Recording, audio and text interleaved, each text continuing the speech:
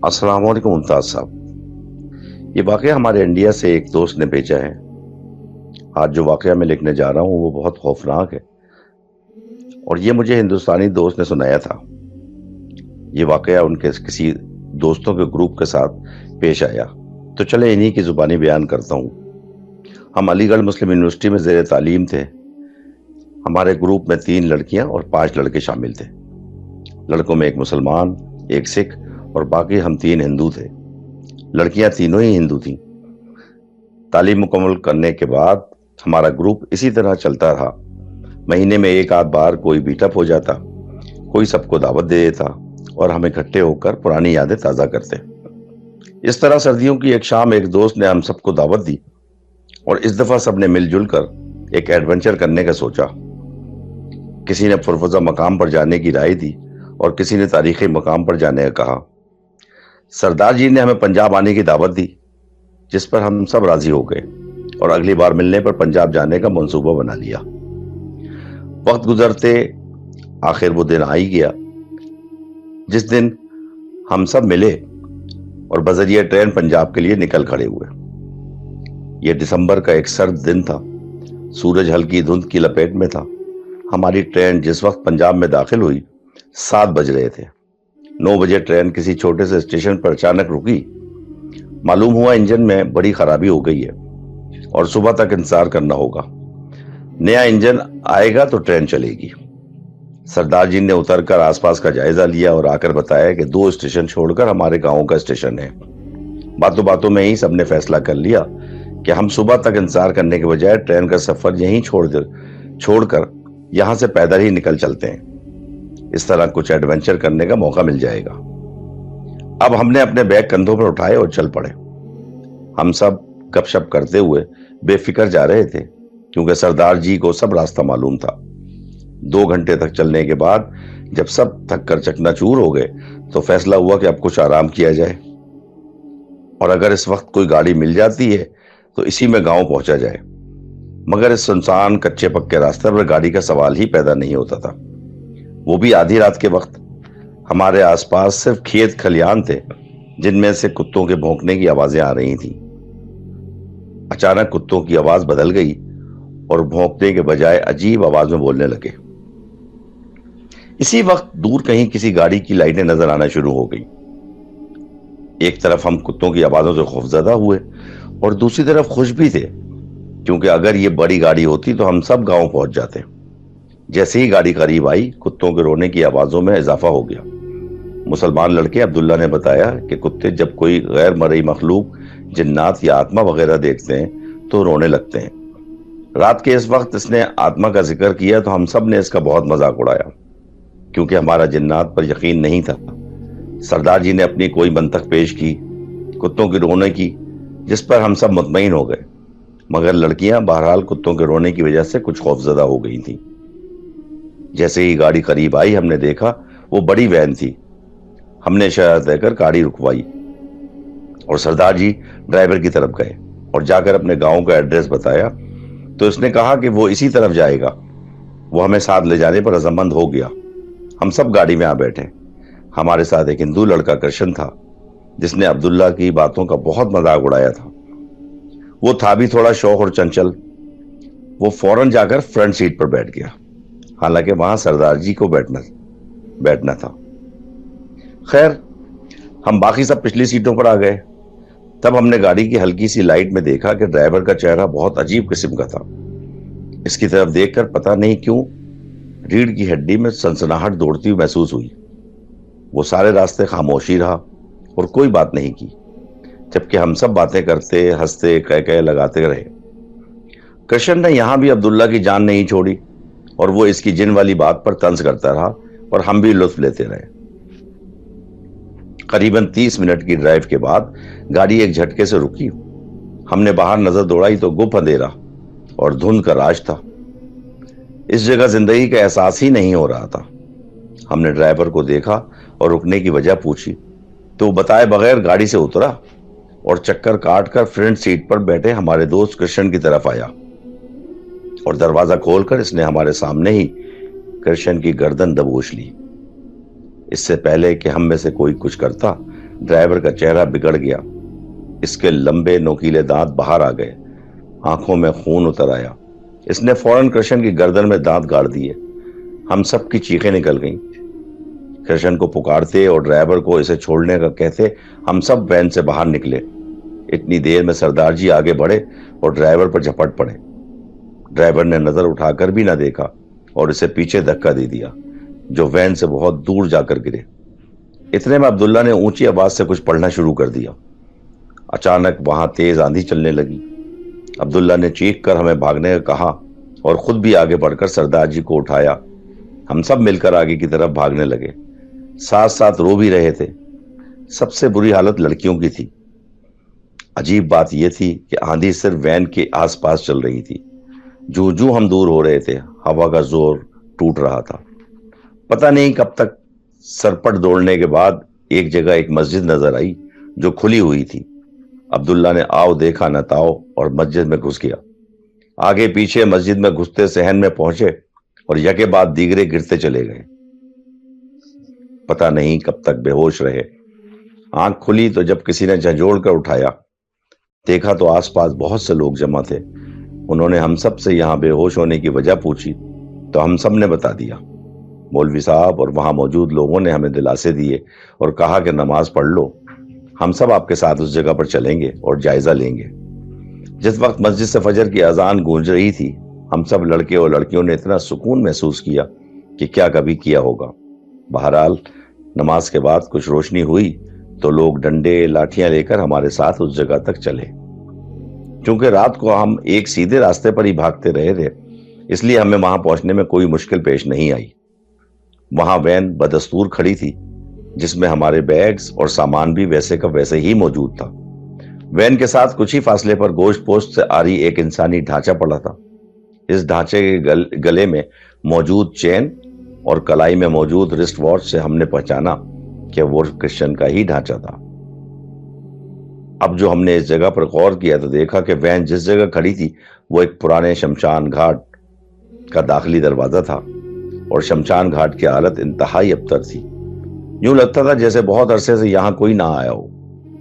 हम तमाम लोगों और कृष्ण के ढांचे के हमरा मस्जिद वापस आए और मौलवी साहब ने ढांचे को गुस्ल दिया। हम सब दोस्तों की इजाजत से इसे मस्जिद के पास ही मौजूद कब्रिस्तान में दफना दिया गया।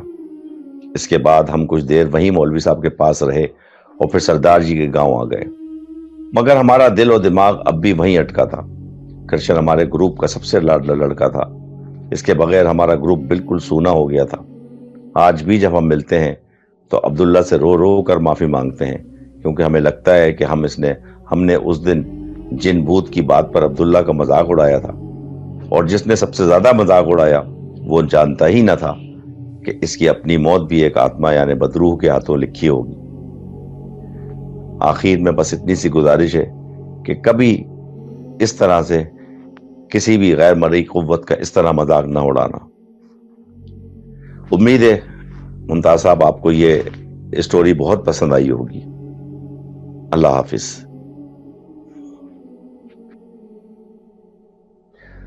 तमाम सुनने वालों को हमारा सलाम। स्पूकी हॉन्टेड टेल्स की एक नई एपिसोड में आप सब लोगों को खुशामदीद कहते हैं।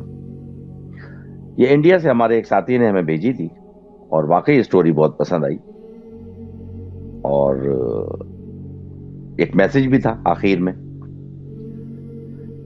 इंडिया ही से कुछ और भी ईमेल्स हैं, इंशाल्लाह पढ़ेंगे उनको भी। जिसने अभी तक हमारा चैनल सब्सक्राइब नहीं किया वो जरूर हमारे चैनल को सब्सक्राइब करे, लाइक करे, बेल आइकॉन टच करे। हमारे दिए गए नंबरों पे और ईमेल्स पे हमें अपने साथ होने वाले सच्चे वाकयात और अपने दोस्तों अजीजों के साथ होने वाले वाकयात शेयर करें। हम आपकी आवाज में या अपनी नरेशन में उसको चलाते रहेंगे। बुलाते हैं अपने दोस्त आमिर चन्नोडी को। अस्सलाम वालेकुम Aamir. Assalamualaikum everyone. And I hope कि everyone is fine. और ये कि यहाँ पे तो बहुत सर्दी है। हाँ, लंदन में तो टीवी पे भी चल रहा है और आप भी बताते रहते हैं और काफी ठीक ठाक ठंड है। स्नो फॉलिंग भी हुई है और ठीक ठाक ठंड है। चले अपना ख्याल रखिए भाई, अपना ख्याल रखें, वार्म रहें और इससे बचें। And here we are again, another horror stream और पूरे करेंगे। हाँ, पूरे करेंगे।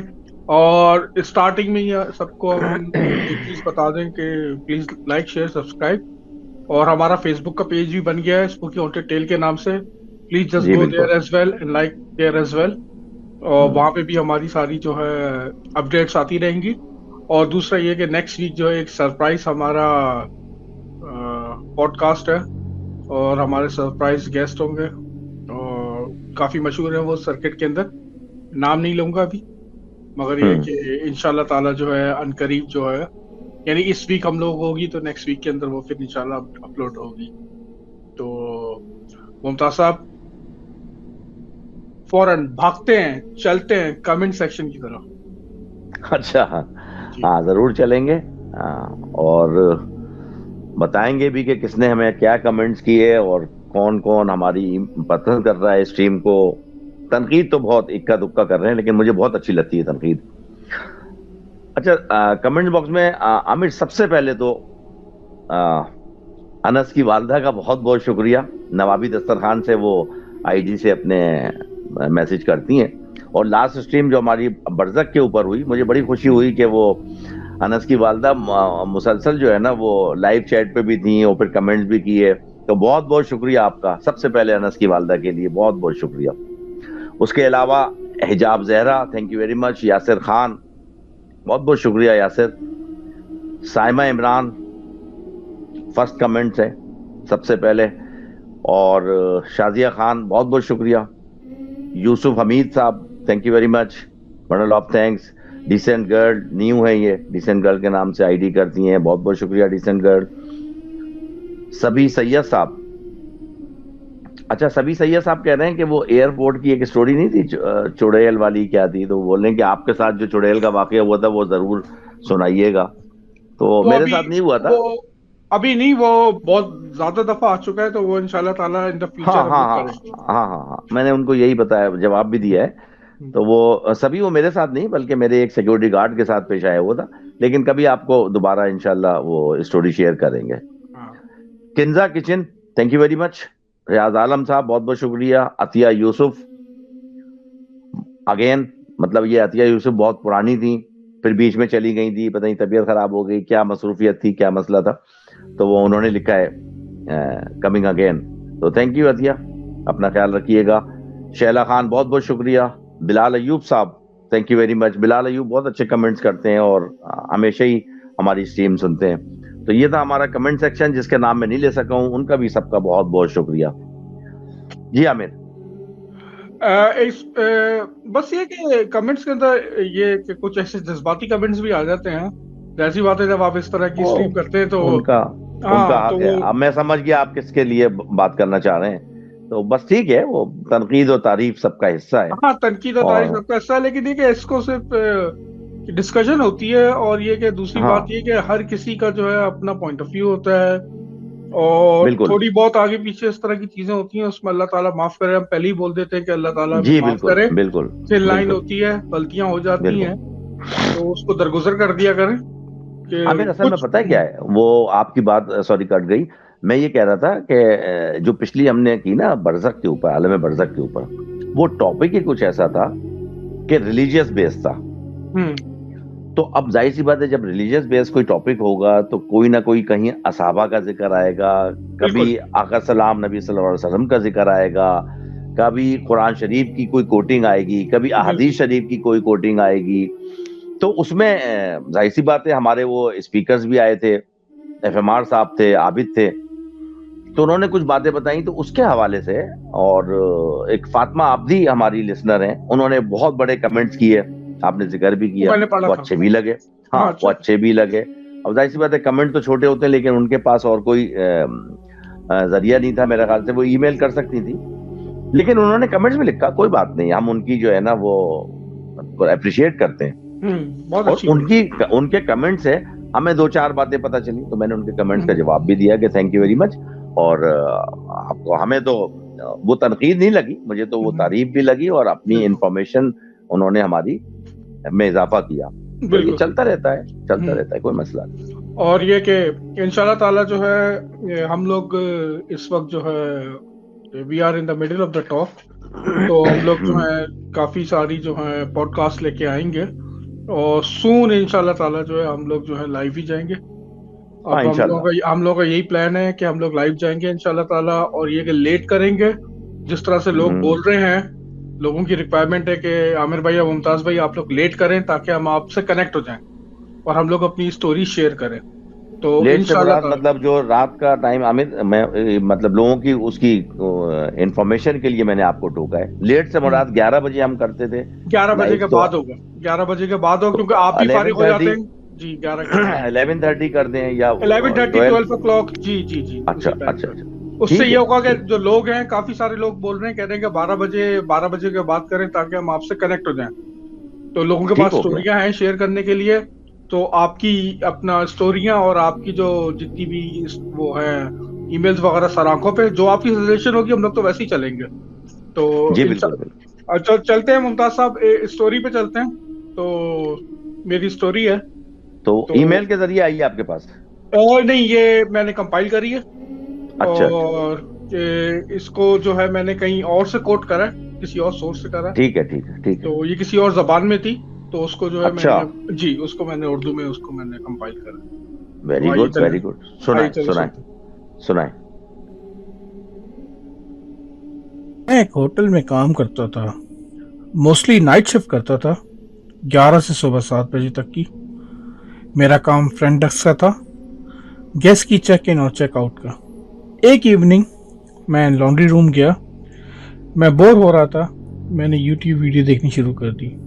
यहाँ से वियर्ड हैपनिंग स्टार्ट हुई जिसने मेरी जिंदगी बदल दी। फोन फ्रंट डेस्क का एकदम से रिंग हुआ।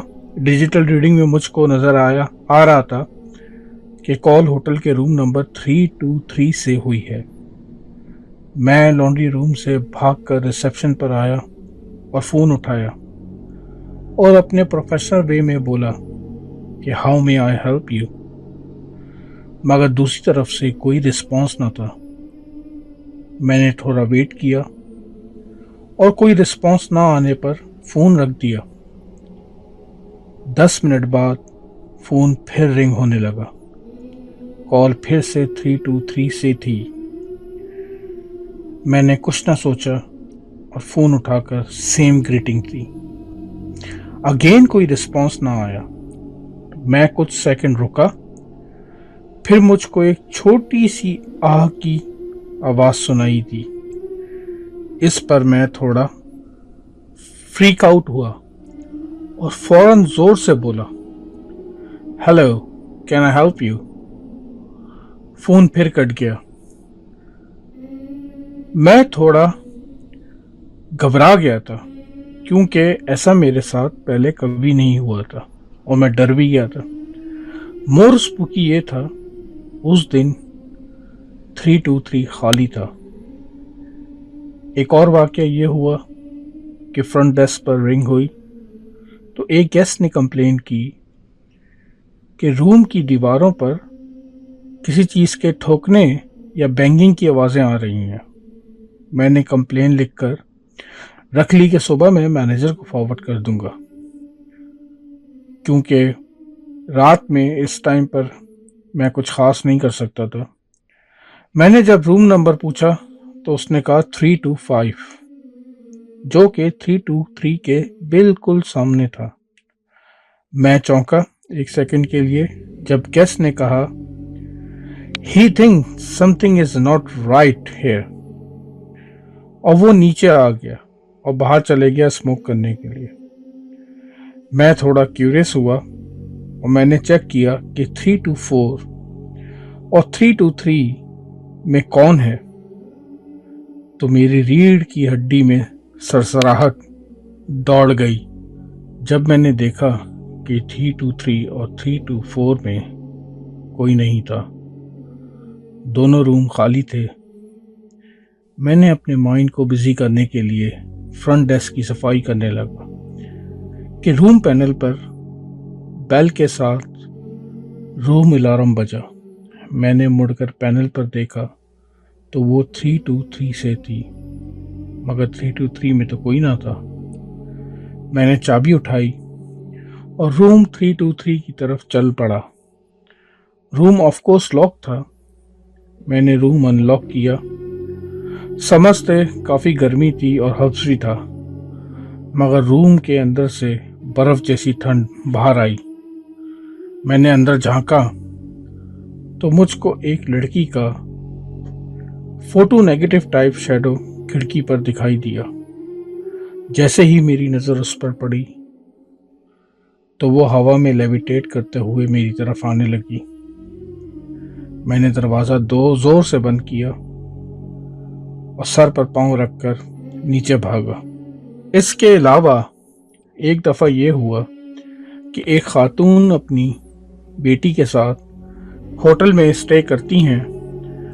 क्योंकि पूरा होटल फुल था तो उनको 323 अलॉट किया गया, क्योंकि वो चंद डबल रूम्स में से एक था। रात के कोई 3 बजे मेरी कुलीग मुझको बताती हैं, क्योंकि मैं उस दिन ऑफ था, कि वो खातून नीचे भागती भी आई हैं और कहती हैं कि उनके रूम के बाथरूम का डोर खुद ब खुद खुल रहा है और बंद हो रहा है। ये चीज़ भी उन्होंने अवॉइड की, मगर फिर उसके बाद उनको ऐसा महसूस हुआ कि कोई उनके बेड के इर्द गिर्द घूम रहा था और वो साया उनको किसी औरत का लगा था।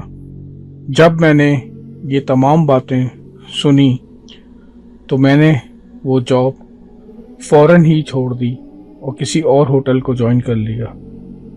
मुझको पता चला कि 5 साल पहले एक लड़की उस रूम में मुर्दा पाई गई थी, जिसके बाद से उस रूम और फ्लोर पर हैपनिंग्स स्टार्ट हो गई थी और लोगों को पैरानॉर्मल एक्टिविटी फील होती थी।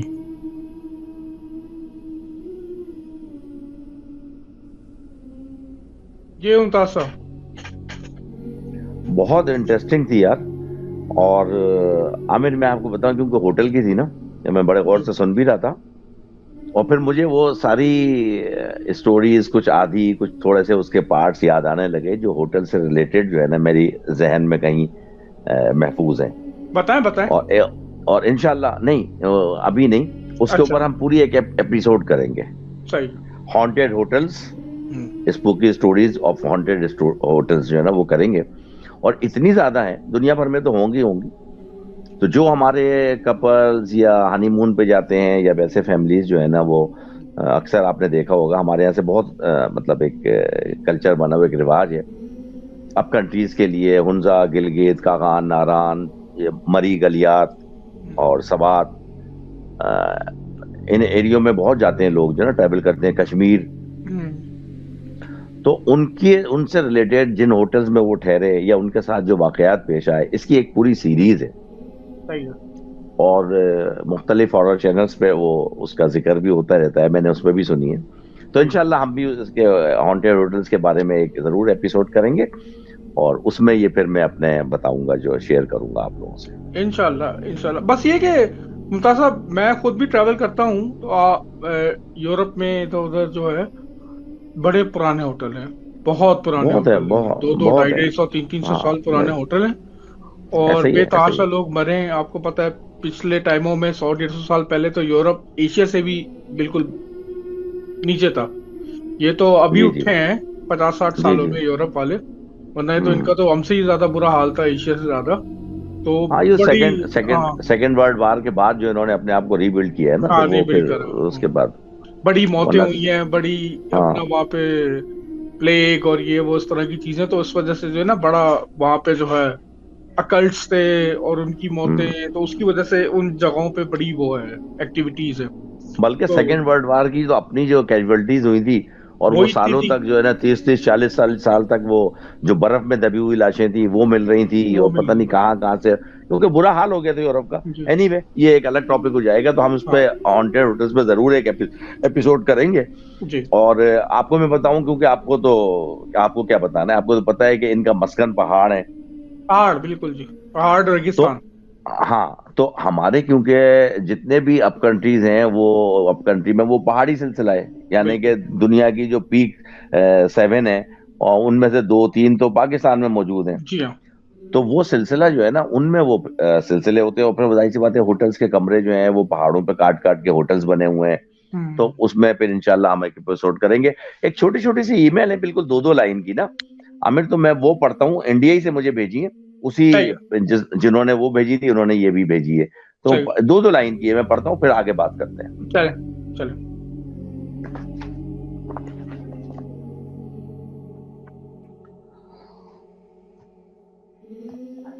ये शकील साहब हैं, इंडिया से, हमें लिखते हैं कि एक रात बदायूं की जामा मस्जिद में मैं तकरीर हो रही थी, तो तकरीर के दौरान मुझे नींद आ गई।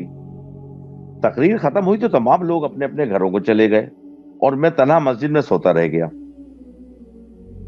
जब रात गए मेरी आंख खुली तो न जलसा था न रोशनी थी। मैंने देखा कि 15-20 बुजुर्ग सफेद लिबास में वहां मौजूद हैं। इनमें से एक बुजुर्ग ने मेरा हाथ पकड़ा और मुझे दरवाजे के बाहर फेंक दिया और दरवाजा बंद कर दिया।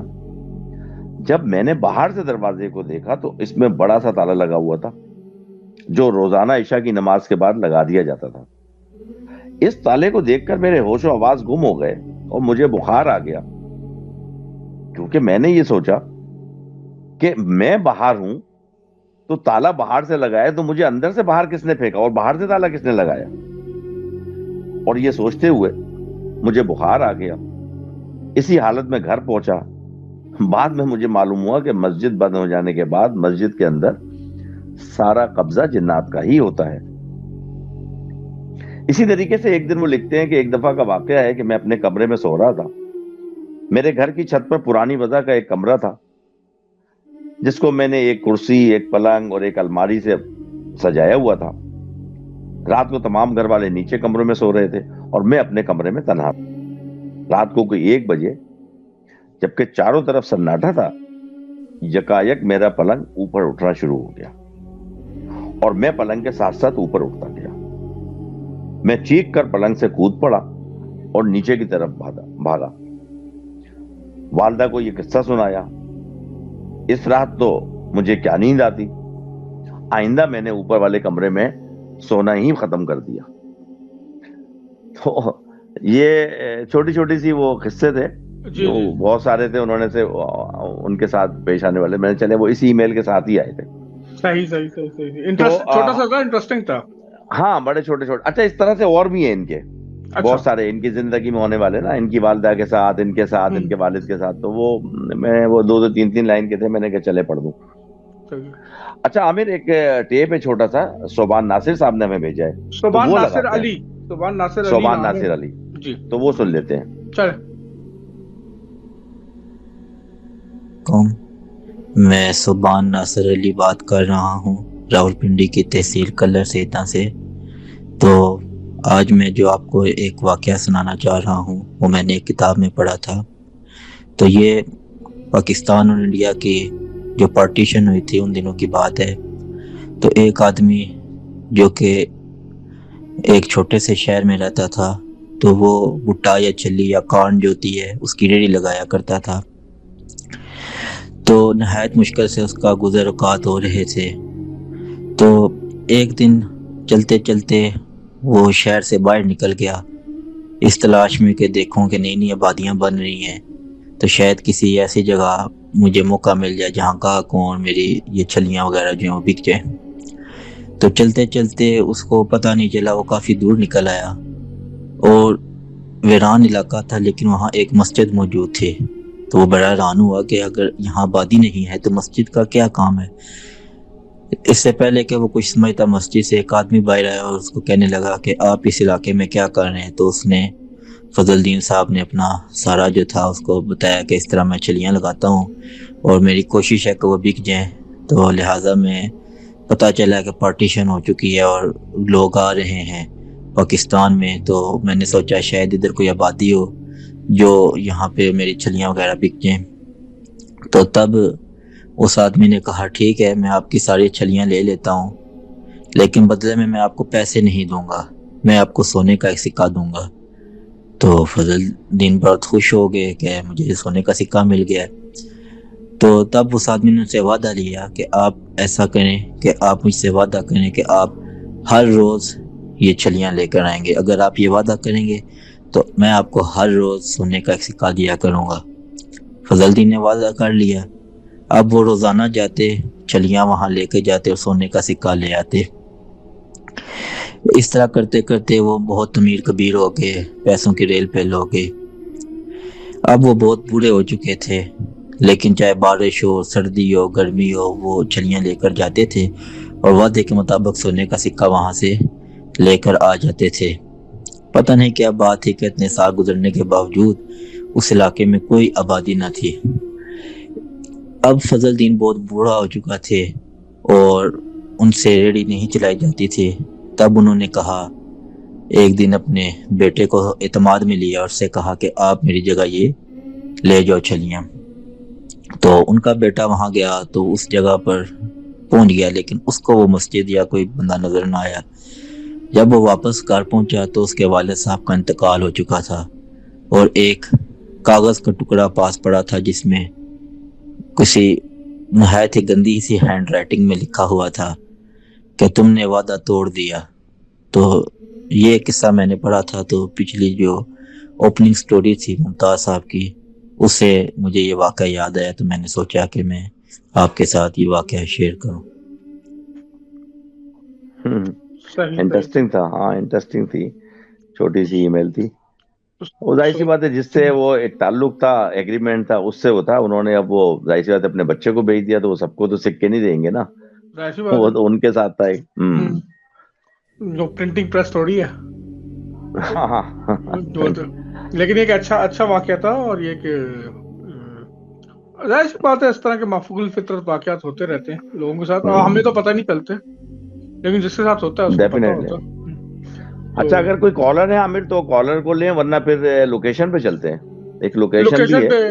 लोकेशन पे चलते हैं। पहले लोकेशन पे चलते हैं, तो लोकेशन पे बात करते हैं।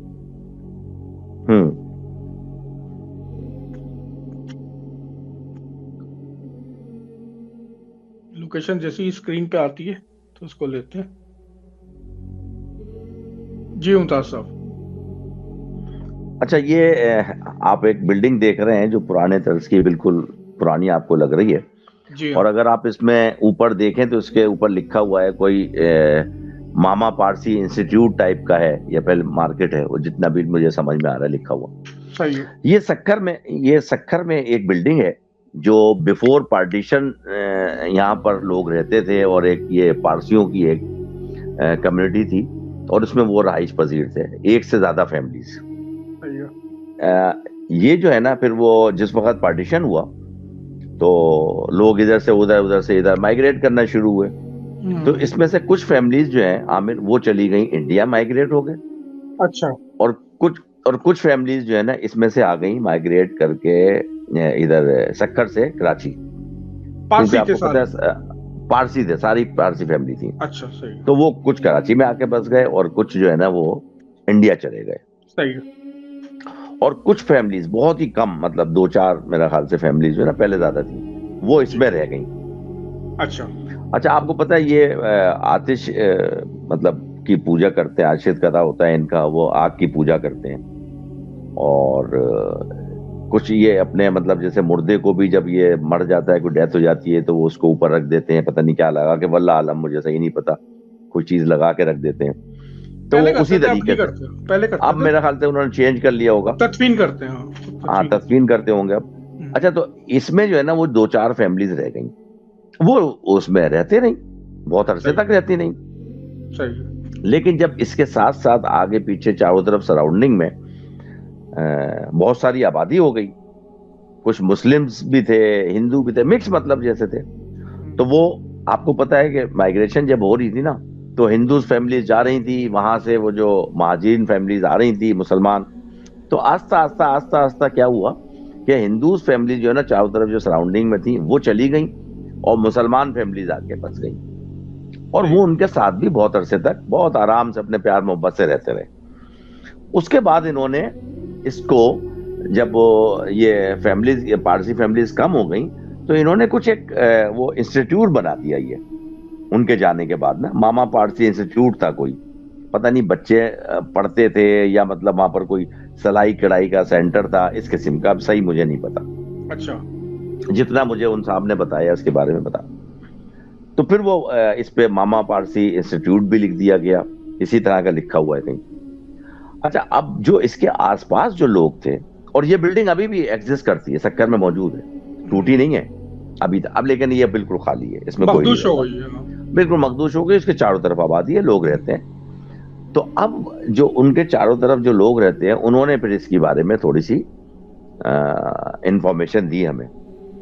और वो ये बताते हैं कि इस बिल्डिंग के अंदर जब वो सामने से गुजरते हैं तो कभी तो उनको, छोटे छोटे बच्चे हैं 5, 7, 10, उनके खेलने की आवाज आती है, उनके चीखने की आवाज आती है, उनके लड़ने की आवाज आती है। और वो होती बच्चों की, बिल्कुल जैसे बच्चे जो खेलते हैं, फिर खेल में लड़ाई हो जाती है, वो चीखते हैं, हंसते हैं, बातें करते हैं, इस तरह होता है। और एक मखसूस दिन बोलते हैं, कोई बताते हैं, कोई थर्सडे की शाम होती है किसी, ये वो जो चांद के महीने होते हैं ना, इंग्लिश डेट्स नहीं, चांद के महीनों की कोई एक मखसूस डेट होती है, और वो थर्सडे की शाम होती है आफ्टर मगरिब। सही है। तो उसमें इस हॉल में सामने जो नजर आता है बाहर से खिड़की से, वो एक आग लगी हुई होती है ऑटोमेटिकली। एक ऑटोमेटिकली के अंदर कोई होता है, वो आग जला के बैठा होता है, लेकिन नहीं, यानी बाहर कोई जलाता नहीं है ना, यानी कि कोई ना कोई जलाता होगा आमिर, लेकिन वो जो जलाता होगा वो इनको नजर नहीं आता। अच्छा, इंसान नहीं है। हाँ सही। हाँ, वो आग लगी होती है, और बाहर से ऐसा महसूस होता है, सिर्फ आग तो नजर आती है, लेकिन ऐसा महसूस होता है कि जैसे आग के चारों तरफ लोग बैठे हुए हैं, कोई एंटिटीज मौजूद है, और वो उसकी पूजा कर रहे हैं, या मतलब इबादत कर रहे हैं अपने स्टाइल में। ये महीने में कोई चांद की एक रात होती है जिसमें ऐसा नजर आता है। और ये बहुत सारे लोगों ने जो है ना इस चीज को नोटिस किया है और देखा है। और वो मतलब आग, कोई किसी चीज को आग नहीं जला, मतलब आग से कोई घर वर नहीं जलता। वो ऐसी आग नहीं होती है कि जैसे आग लग जाती है किसी चीज में, ऐसा नहीं होता। वो बाकायदा किसी पॉट में या कि बीच में, वो जैसे इबादत के लिए थोड़ी सी आग जलाते हैं, उस टाइप की आग होती है। और वो 1 घंटा, 2 घंटा, 3 घंटा चलती रहती है, उसके बाद वो आग बुझ जाती है और वो नॉर्मल हो जाता है सब कुछ।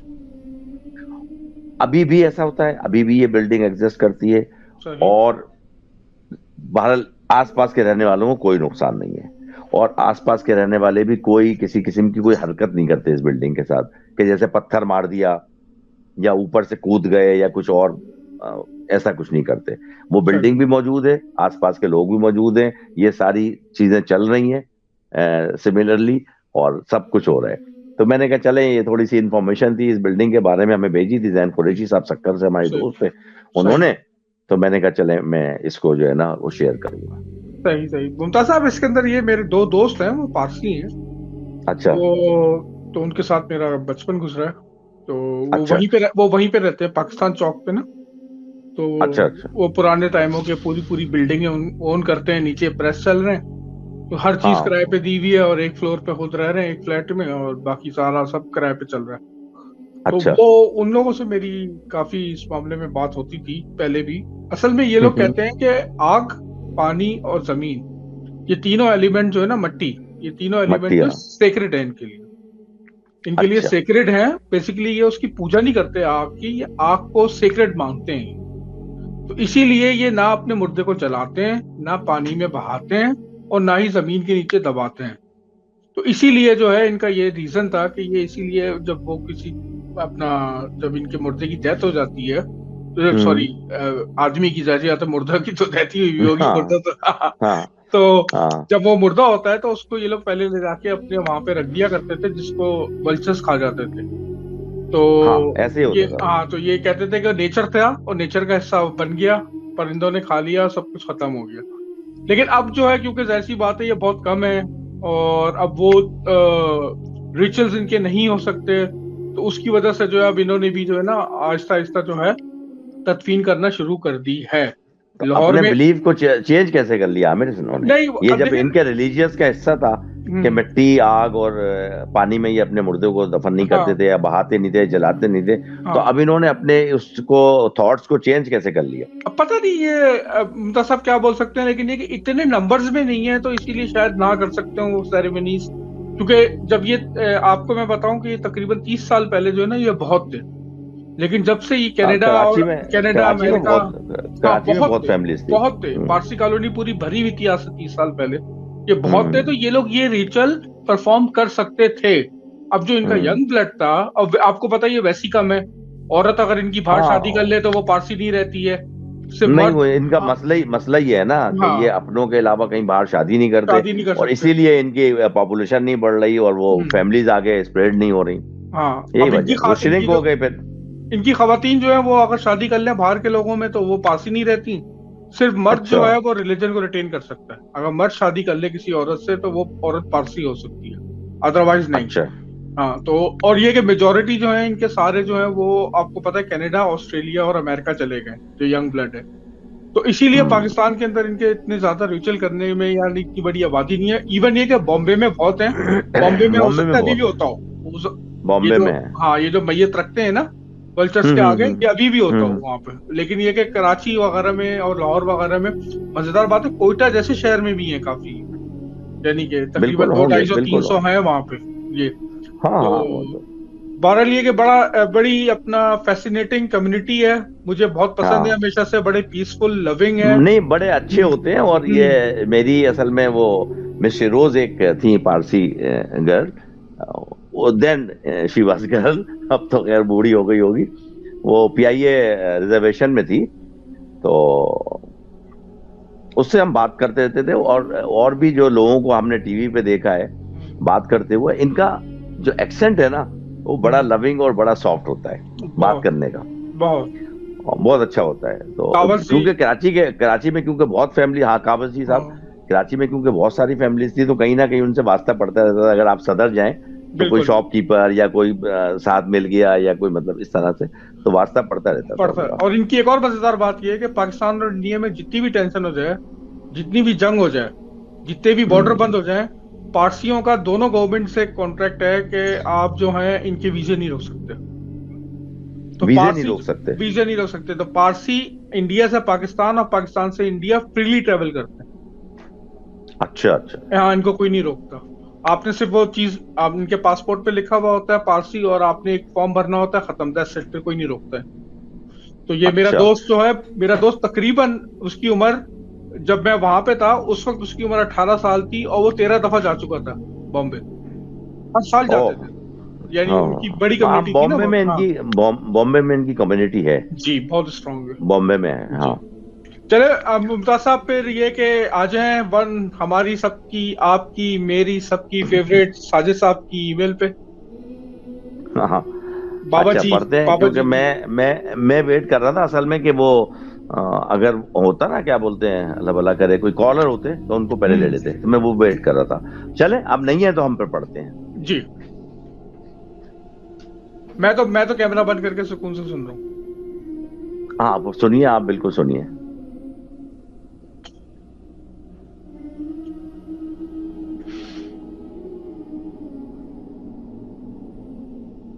अस्सलाम वालेकुम मुमताज भाई और आमिर भाई। हमेशा की तरह मेरी आज की स्टोरी का उन्वान है अहलिया के साथ वज़ाइफ की वजह से नुकसानात। अच्छा, उम्मीद है आप दोनों हजरात खैरियत से होंगे। उन्वान से जाहिर है कि आज का वाकया मेरी बेगम से मुताल्लिक है।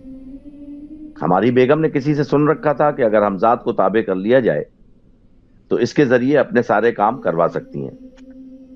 न जाने इनके दिल में क्या आई कि उन्होंने हमजाद को काबू करने के लिए मुख्तलिफ किस्म के वज़ाइफ पढ़ने शुरू कर दिए। इनकी एक दोस्त ने मेरी बेगम को इस जानिब राग़िब किया था, जिसका मुझे दूर दूर तक इल्म नहीं था। एक दिन ऑफिस से घर आया तो बेगम ने एक बहुत सी अजीब तरह की तब्दीली महसूस की।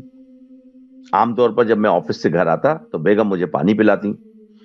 उम्मन इस वक्त वो बावर्ची खाने में मसरूफ होती हैं, लेकिन इस बार सूरत हाल कुछ मुख्तलिफ थी। जब मैं घर आया तो बेटी ने दरवाजा खोला और मुझे बताया कि अब्बू, अम्मा बहुत ही अजीब अजीब किस्म का बर्ताव कर रही हैं। यह सुनकर मैं बेहद परेशान हो गया। जब मैं बेगम के पास गया तो देखा कि इनके बाल खुले हुए हैं और उन्होंने फुल मेकअप भी किया हुआ है। मैंने सवाल किया, बेगम क्या बात है, आज तो तुम बहुत तैयार लग रही हो, क्या किसी दावत में जाने का इरादा है?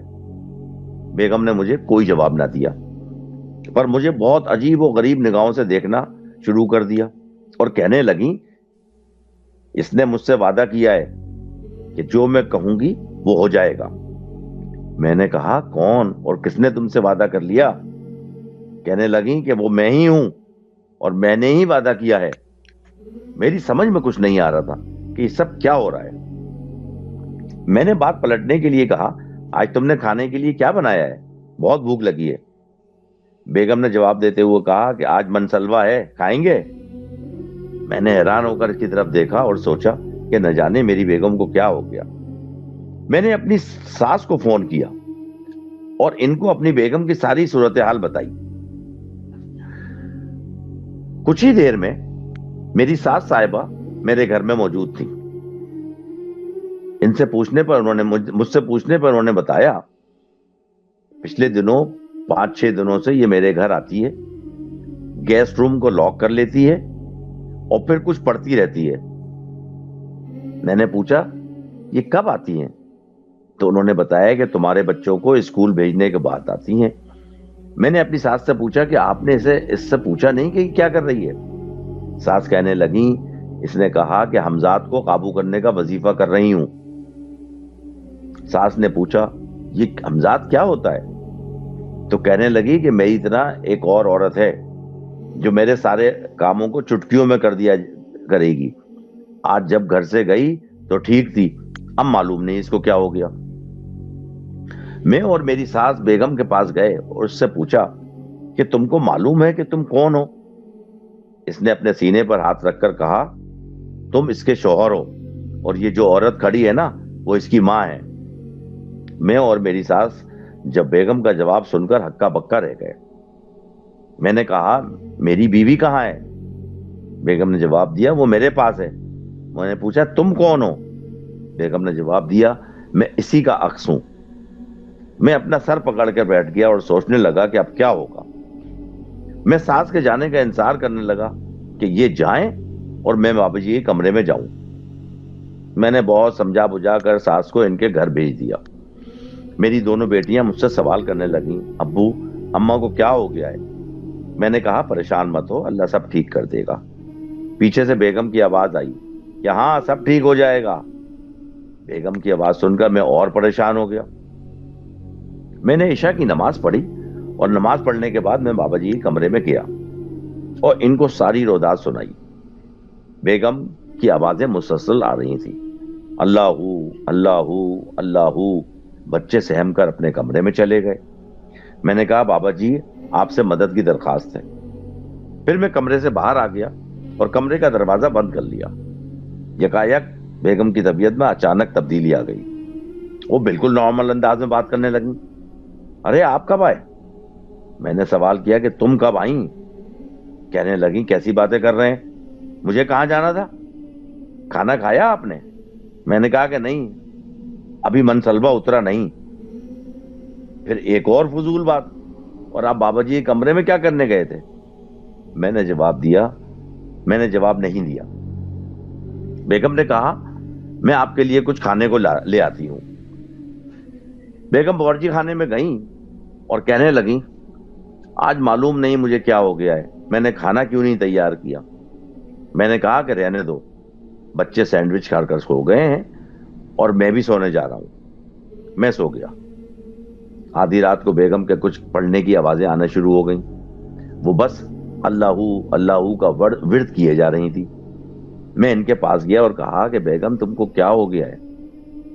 तो जवाब मिला, मैं इसका अक्स हूं। बेगम ने कहा, तुम चले जाओ। मैं कमरे में आ गया। नींद तो वैसे ही गायब थी, कैसे आग लगती। इस बात का इत्मीनान था कि बाबा जी को सारा किस्सा सुना दिया है, सारी बात बता दी है। अल्लाह के हुक्म से बाबा जी जरूर कुछ करेंगे। इस रात मुझे बाबा जी की ज़ियारत नहीं हुई। जब आंख खुली तो देखा कि बेगम टीवी लॉन्च में सो रही थी। मैंने बच्चों को स्कूल रवाना किया और खुद ऑफिस की छुट्टी कर ली। बेगम शाम तक सोती रही, जागने का नाम ही नहीं ले रही थी। दोपहर को जब बच्चे स्कूल से घर वापस आए तो उन्होंने अपनी माँ को सोता हुआ पाया। तो मुझसे सवाल किया कि अब्बू अम्मा को क्या हुआ है? मैंने कहा, कुछ ठीक नहीं है, हो जाएगा ठीक। मगरिब के वक्त बेगम अचानक नींद से जागी। इसी असना में बाबा जी की तेज खुशबू आने लगी। बेगम किसी रोबोट की मानंद बाबा जी के कमरे की जानिब बढ़ी और जाकर जानमाज पर खड़ी हो गई। मैं बाबा जी के कमरे के बाहर खड़ा हो गया। बेगम टिकटिकी बांधे दीवार की जानिब देखती रहीं। इनकी जुबान से मुसलसल आवाजें आती रहीं, मैं जा रही हूं, मैं जा रही हूं, मैं ऐद करती हूं कि अब नहीं आऊंगी। फिर वो जोर जोर से सूरत फातिहा पढ़ने लगी और जाए नमाज पर बैठ गई। कुछ देर उठी, कुछ देर बाद उठी और जाकर बिस्तर पर लेट गई। रात हो गई। ख्वाब में बाबा जी की ज़ियारत हुई। बाबा जी ने कहा, अल्लाह को इंसान ने अशरफुल मखलूकात बनाया है और इसे अक्ल शऊर से भी नवाजा है, मगर इंसान अपनी दानिश में दुनिया को फतह करना चाहता है, चाहे इसके लिए इसको कोई भी इक़दाम उठाना पड़े। तुम्हारी अहलिया ने भी कुछ ऐसा ही किया है। अपने हमजाद को काबू में करने चली थी, जो कि नामुमकिनात में से है। अपनी बेटी को कहो सूरह वाक़िया पढ़कर 21 दिन तक दम करे, तुम्हारी अहलिया ठीक हो जाएंगी। इंसान को चाहिए कि अल्लाह ने इसको जिन हुदूद में रखा है, पाबंद किया है, इसी में रहे, वरना नुकसान उठाना पड़ता है। मेरी जब आंख खुली तो बेगम बेड पर ही थी, मगर निकाहत के असरात इनके चेहरे पर नुमाया थे। मैंने कहा, तुम आराम करो, मैं बच्चों को स्कूल के लिए तैयार करता हूँ। बच्चों को स्कूल भेजने के बाद मैं खुद भी ऑफिस जाने के लिए तैयार हुआ। मैंने बेगम से कहा, मैं ऑफिस जा रहा हूँ, वापस आकर तुमसे बात करूंगा। ऑफिस से जब मैं घर आया तो फिर से पुरानी वाली बेगम मिली, जो कि बावर्ची खाने में मसरूफ नजर आई। खाना वगैरह खाने के बाद मैंने बेगम से इनके कारनामे के बारे में बातचीत शुरू कर दी।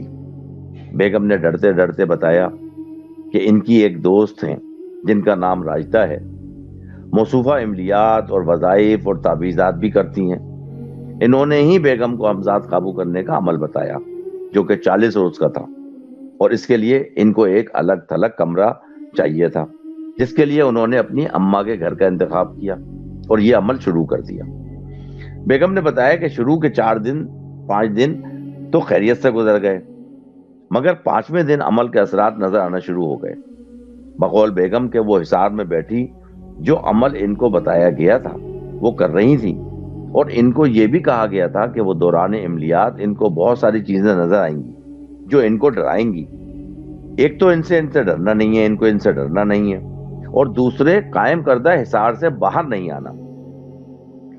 5वें दिन ही इनको इनकी शक्ल की एक औरत नजर आई, जिसने कहा कि तुम्हारा अमल पूरा हो गया है, मैं तुम्हारी हमजाद तुम्हारे सामने हाजिर हूं, अब तुम अपना हिसार तोड़ सकती हो। जैसे ही मैं बाहर आई, मुझे एक झटका सा लगा और मैं कमरे में बेहोश हो गई। जब होश आया तब मैं कमरे से बाहर आई और अपने घर आ गई। घर आने के बाद मुझे याद नहीं कि क्या हुआ।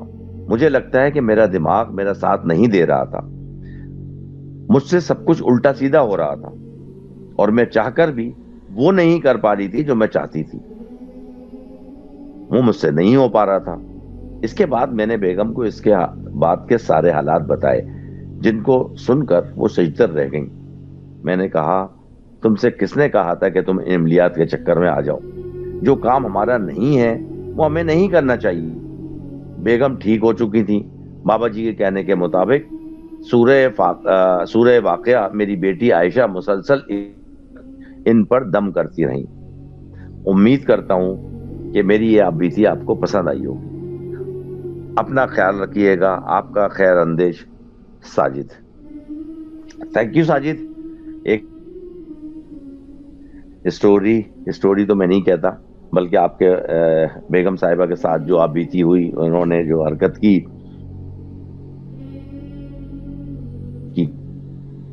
तो वो हमने पढ़ी। बहुत अच्छा है, हमेशा की तरह बहुत इंटरेस्टिंग।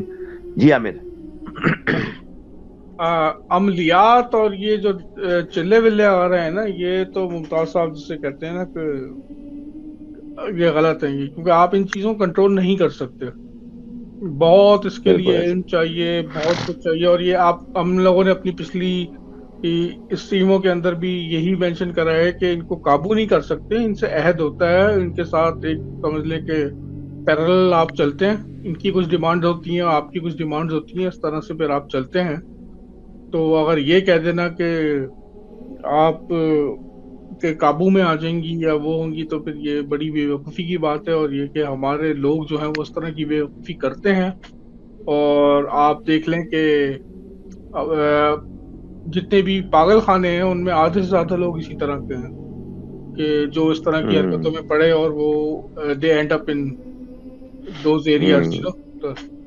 तो अल्लाह ताला बस अपने वो आप आपका रहम बात करेगा। ये है ना कि वो आप उनसे एक काम करवाएंगे और जब वो पलट के रिस्पॉन्स में आपसे दो काम बोले गए तो वो फिर आप किस तरह करेंगे वही या ना, करेंगे? वही। जब वो आप दो काम करने जा रहे होंगे तो उसमें किसी अपने रिश्तेदार, अजीज, ब्लड रिलेशन का कोई नुकसान पहुंचेगा बिल्कुल। तो वो फिर बहरहाल बड़ी गलत चीज है। तो इनको जाहिर सी बात है, इनके साथ तो एक ये तो ऐसी हस्ती लकी है, रहती है हाँ, कि ये इनको लकी है बताता लकी है। कि सरवाइव करेगा। तो अल्लाह ताला इनको, हमारी बहन को अपना हिदायत दे और ये कि दोबारा ऐसी कोई गलती ना करें। तो मुमताज साहब चलते हैं एक ईमेल की तरफ। इस ईमेल का जो उन्वान है वो है हमजाद या जिन। ये अच्छा। एक सारा साहिबा हैं, उन्होंने भेजी है। उनके छोटे छोटे 4-5 वाकयात हैं, ये 5 वाकयात हैं जो उन्होंने कहा था कि अच्छा। आप शेयर कर दिएगा। तो ये कि मैं वो जी जी। शेयर करता हूं मैं आपके साथ। एक मिनट जरा मुझे दीजिएगा।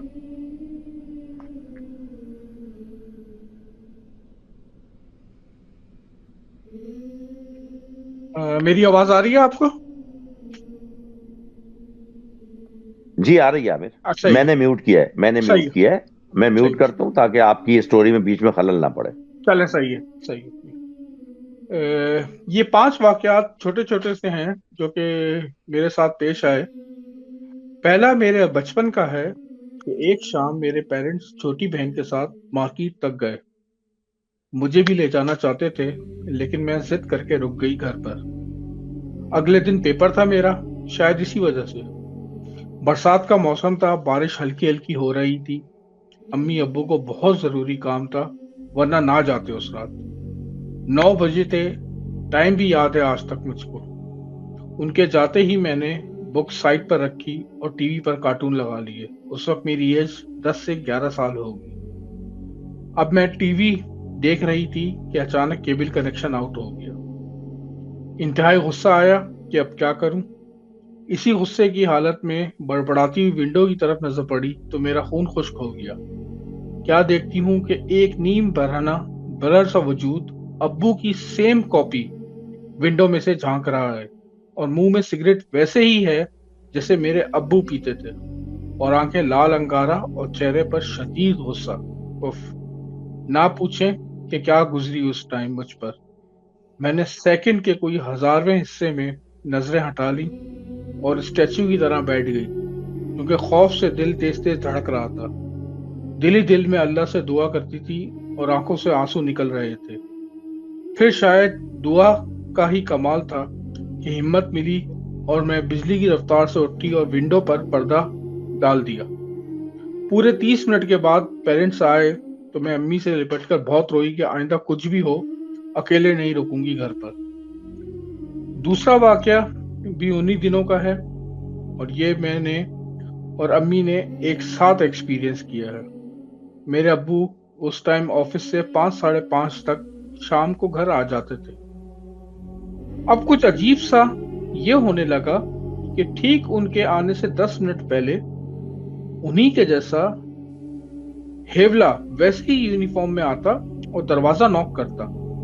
अम्मी ने 1-2 दिन तो बेध्यानी में दरवाजा खोल दिया, लेकिन जब रोज रोज ये होने लगा तो अम्मी अलर्ट हो गई कि ये कोई और है, क्योंकि अब्बू के पास तो मेन डोर की कीज होती थी और उस हेवले को मैंने भी देखा है कमर की साइड से, फ्रंट से नहीं देखा था।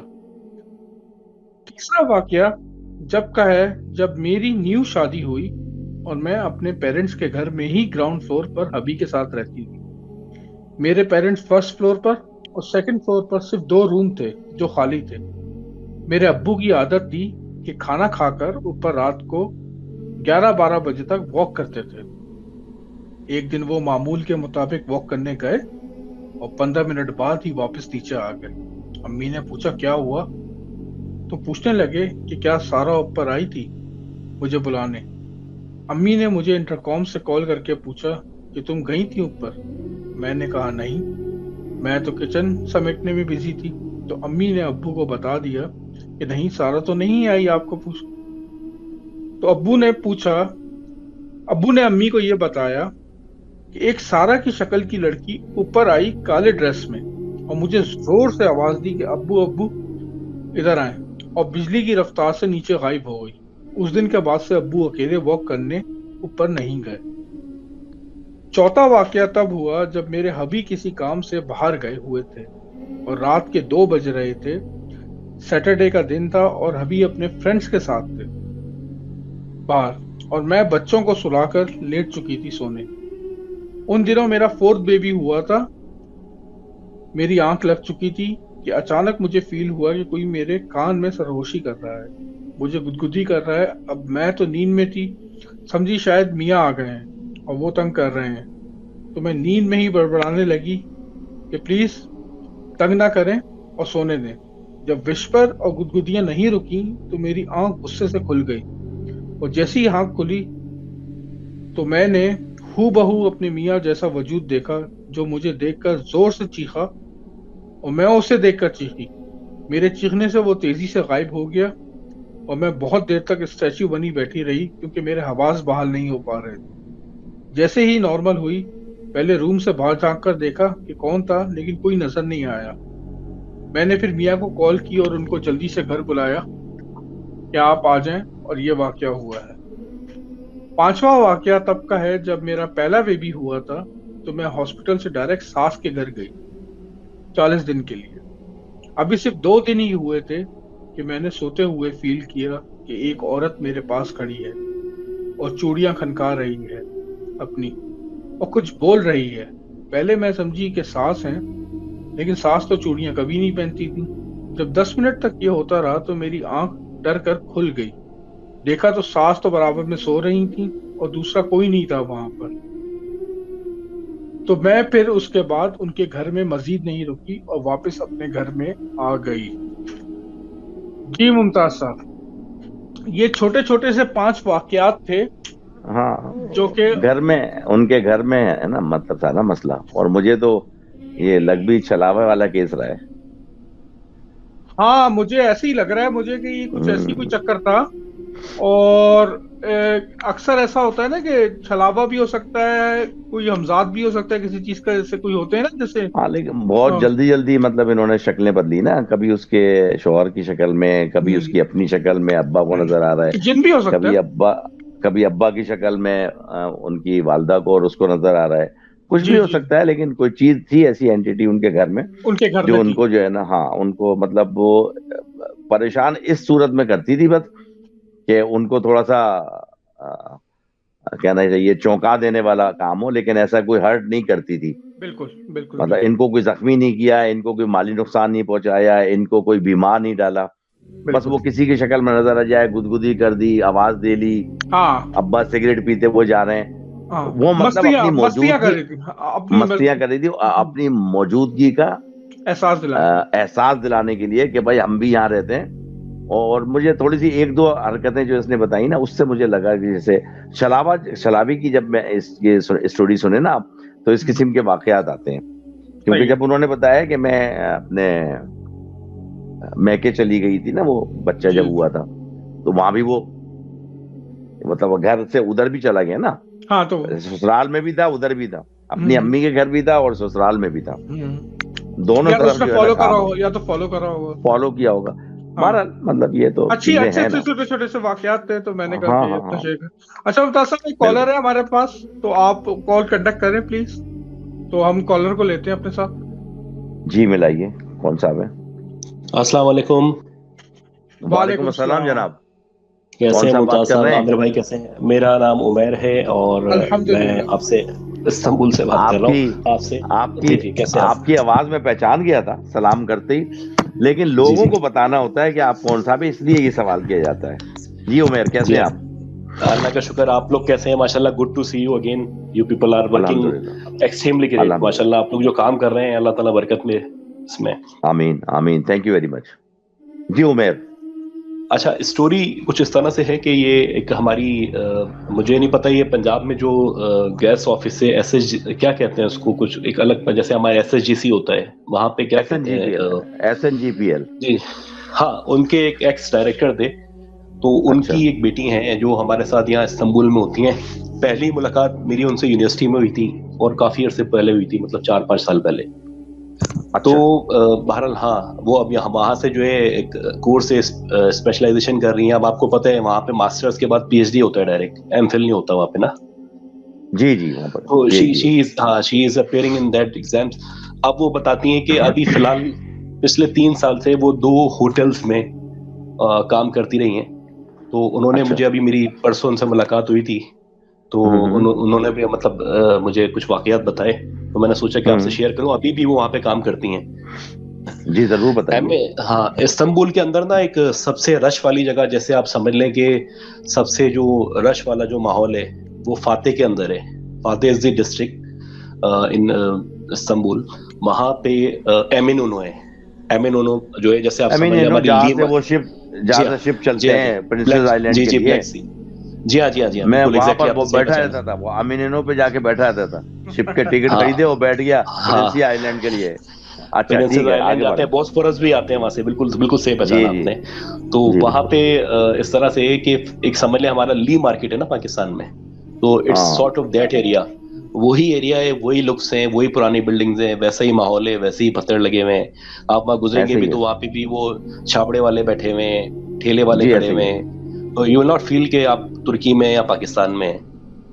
हाँ, वो लंबी लंबी बिस्किट की स्टिक्स लेके औरतें जो शिप में बैठ जाती हैं, वो सारे रास्ते टक टक टक टक खाती रहती हैं। एग्जैक्टली, वो जो बिल्कुल ऐसी है, वो इतने बड़े होते हैं वहां पे, ये पूरे रास्ते चल जाते हैं। अगर आप प्रिंसेस आइलैंड जाते हैं, जी हाँ, ऐसे ही है कि 1.5 घंटे का रास्ता जाने का है, 1.5 घंटा आने का है। और अगर बॉस्फोरस जाते हैं तो 45 मिनट्स में वो तीसरा ब्रिज आ जाता है। हम तो खैर जब जाते थे, तो खैर वो आपकी स्टोरी रह जाएगी, आप पहले अपना बताइए। जी, श्योर।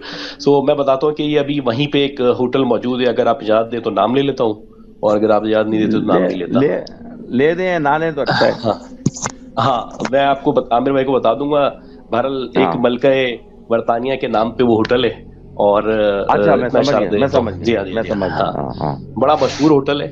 और वहां पे जो होटल बने, मुमताज साहब आपको पता होगा, आप वहां पे आ चुके हैं, तो वहां पे ऐसे ही होटल बने हुए कि गली से गुजरते हुए जाएंगे, इधर होटल का रूम है छोटा सा, मजाइल लगेगा कि वॉशरूम में, अंदर घुसेंगे तो होटल निकल आएगा, और पीछे चलता चला जाएगा और जाके समंदर तक निकल जाएगा, मतलब गुफाओं की तरह होटल बने हुए हैं। ऐसे ही। तो वहां पे हमारी ये दोस्त हैं, मरियम इनका नाम है, अभी भी वहां पे एज मैनेजर जॉब कर रही हैं। तो उन्होंने बताया था मुझे कि 2018 के एंड में या 19 में जब इन्होंने ज्वाइन किया था वहां पे, तो जाहिर सी बात है, इनकी यूनिवर्सिटी होती थी दिन में, तो इन्होंने नाइट शिफ्ट ली थी। और वहां पे बड़ा कॉमन है, लड़कियां नाइट शिफ्ट करती हैं, आपको पता है डिफरेंट माहौल है पाकिस्तान से। तो उनका 8 बजे से 8 बजे तक का टाइम हुआ करता था। तो जब ये बताती हैं, जो दूसरा दिन था इनका जो बॉस था वैसे बहुत अच्छा आदमी है, लेकिन शुरू में उसने जाहिर सी बात है इनको अपना भरम दिखाया और थोड़ा रोप के अंदर रखा, क्योंकि आपको पता है एम्प्लॉइज को अगर थोड़ा सा लीनियंसी दिखा दें तो वो सर पे चढ़ जाते हैं। तो उसने भी ऐसे किया कि मैडम इंश्योर करें, रात में सोना नहीं है, जाहिर सी बात है मेरा काम है, मेरा बिजनेस है, एक भी अगर यहाँ पे गैस निकल गया या एक भी क्लाइंट निकल गया तो मैं पैसे मारे जाएंगे। आपको पता है लिरस में और यूरो में वैसे बेसिकली चार्ज करते हैं वो लोग ना। तो खैर वो बताती हैं कि दूसरा मेरा दिन था और मुझे जिस तरह डरा दिया गया था कि मुझे हिलना नहीं है। हालांकि मेरे जो कोलिग्स वगैरह थे वो आके मुझे बोलते थे भाई थोड़ी देर लेट जाओ, जो 3 बजे 4 बजे का टाइम होता है अमूमी तौर पे लोग लेट जाते हैं 1.5 घंटे के लिए, नाइट शिफ्ट वाले भी ना, आंख लग जाए भले, वो थोड़ा लीनियंसी अब मिल जाती है। उस वक्त बहरहाल वो डरी हुई थी। तो खैर 2 बजे का 2:30 बजे का टाइम था, दूसरा या तीसरा दिन था इनका। तो ऊपर से ये बताती हैं कि इनकी जो एक कोलिग है वो ऊपर से उतरती हुई आई, स्टेयर्स बिल्कुल इनके जो रिसेप्शन है उसके बैक साइड पे स्टेयर्स थी, लकड़ियों की स्टेयर्स थी, तो टक टक टक करके आवाज आने लगी। वो नीचे आई और नीचे आके जो लास्ट वाली स्टेयर है वहां पे आके खड़ी हो गई। अच्छा, ये थोड़ी देर तक तो ये 3 सेकंड तक ये चलता रहा कि भाई ये मुझे देख रही है, मैं उसे देख रही हूँ, कुछ बोल क्यों नहीं रही है, आके खड़ी हो गई और मुझे स्ट्रेंज तरीके से देख रही है। खैर जब 2-3 मिनट तक वो खड़ी रही तो ये मुस्कुरा के उसको स्माइल पास करती रही। फाइनली वो उसके पास आई, बोलने लगी कि आप यहाँ से, वो तर्किश में बात हो रही है ना, क्योंकि तर्किश सीख के गई थी इन्होंने, जाहिर सी बात है एडमिशन भी लेना था। तो बोलती है जैसे बेटा यहाँ से तुम जाके लेट जाओ। इन्होंने कहा कि मुझे तो बॉस ने मना किया है कि मैं लेटूं। तो बोले नहीं आप लेट जाओ, जाओ कोई मसला नहीं है। अच्छा ये सामने ही सोफा लगा हुआ है, वहां जाके लेट गई। अब जब ये लेटी तो इनकी आधे घंटे बाद आंख खुली, और जब इनकी आंख खुली तो इनका बॉस सामने खड़ा हुआ था। वो बोल रहे मैंने आपको मना किया था, आपने यहाँ पे सोना नहीं है।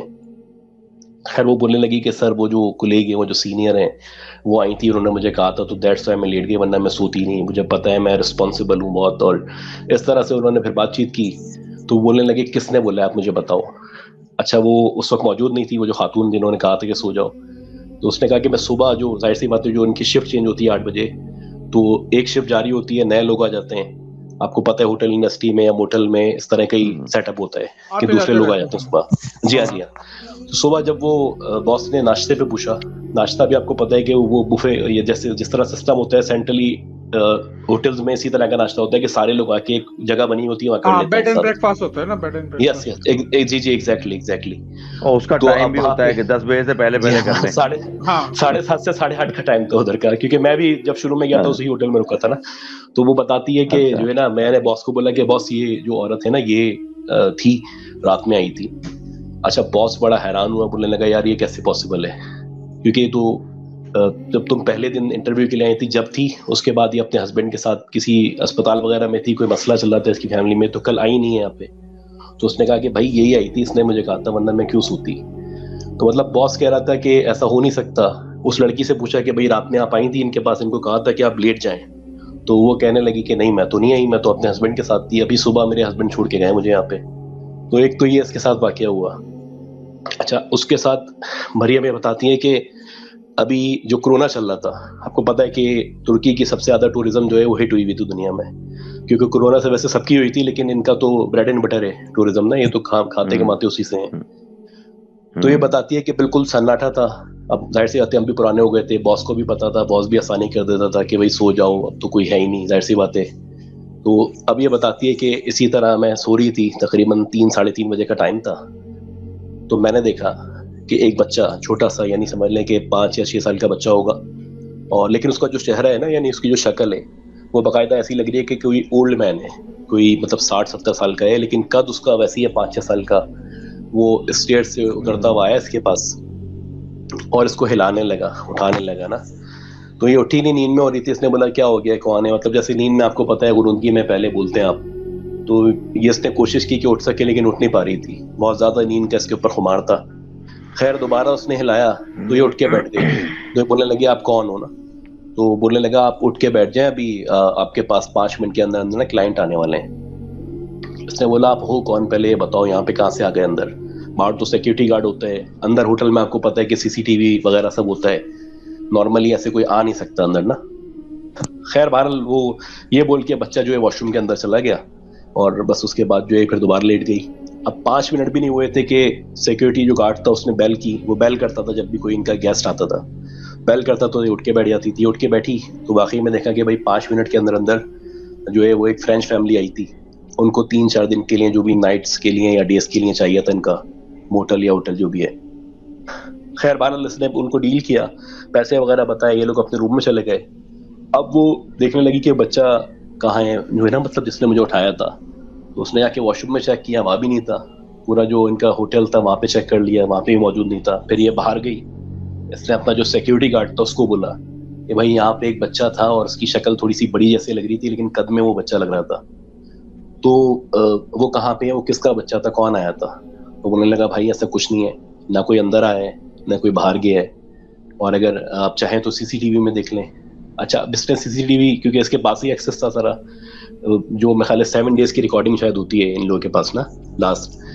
तो उसने देखी तो ये बाकायदा उठी है, इसको ऐसा लग रहा है कि कोई हिला रहा है, चादर हिल रही है, और ये उठ के बैठी है, लेकिन वो नजर नहीं आ रहा जो उसको उठा रहा है। लेकिन according to her that was a guy, मतलब एक 4-5 साल का ही बच्चा था समझ लें। उसकी शक्ल जो है वो बड़े आदमियों की तरह थी, जैसे बोने नहीं होते आमतौर पे, बोने, हाँ वो बोन, हाँ हाँ जी हाँ, इसी तरह का था। अब इसने रिसेंटली क्या किया है कि इसने जो अपना होटल है वो आपने तकसीम ये इस्तिकलाल स्ट्रीट जहाँ पे अभी सानिया हुआ था यहाँ पे इस्तांबुल में, आपको याद हो अभी कुछ दिनों पहले ब्लास्ट हो गया था तकसीम स्क्वायर पे। जी हाँ, जी हाँ। वहाँ पे आप अगर वॉक करते हैं तो जाराज आता है, उसके साथ फिर वो जाराज के आगे सामने आपने देखा होगा एक वहाँ पे भी होटल बना हुआ है ना। बेसिकली वो एक नेपाली बंदा है, उसका है ना, वो मालिक है। तो अभी रिसेंटली इसने वहाँ पे ज्वाइन किया है। तो ये बता रही थी मुझे कि यहाँ पे जो है ना, मतलब इनका इस तरह का सिलसिला है कि स्टेयर से पहले ऊपर चढ़ना है, फिर इनका होटल शुरू होगा फर्स्ट फ्लोर से। आपको पता है जहाँ जैसी जगह मिल जाती है तो सबसे बड़ी इनकी हॉट इंडस्ट्री है, ये मौका छोड़ते नहीं है। इनको अगर 10वें फ्लोर पे भी 2 कमरे मिलने होंगे उसको होटल बना देंगे, क्योंकि इनको पता है रनिंग बिजनेस है। तो अब इसका जो तकसीम चौक पर तकसीम पे तो आपको पता है वो बिल कम से कम भी मैं खाली 1000 ले रहा, 1500 ले रहा पर डे के हिसाब से जाता है एक रूम। जी हाँ। तो खैर बहरहाल ये बताती है कि अभी जो इसने ज्वाइन किया तो उसको तो जाहिर सी बात है बाकी भी डायनामिक्स नहीं पता थे।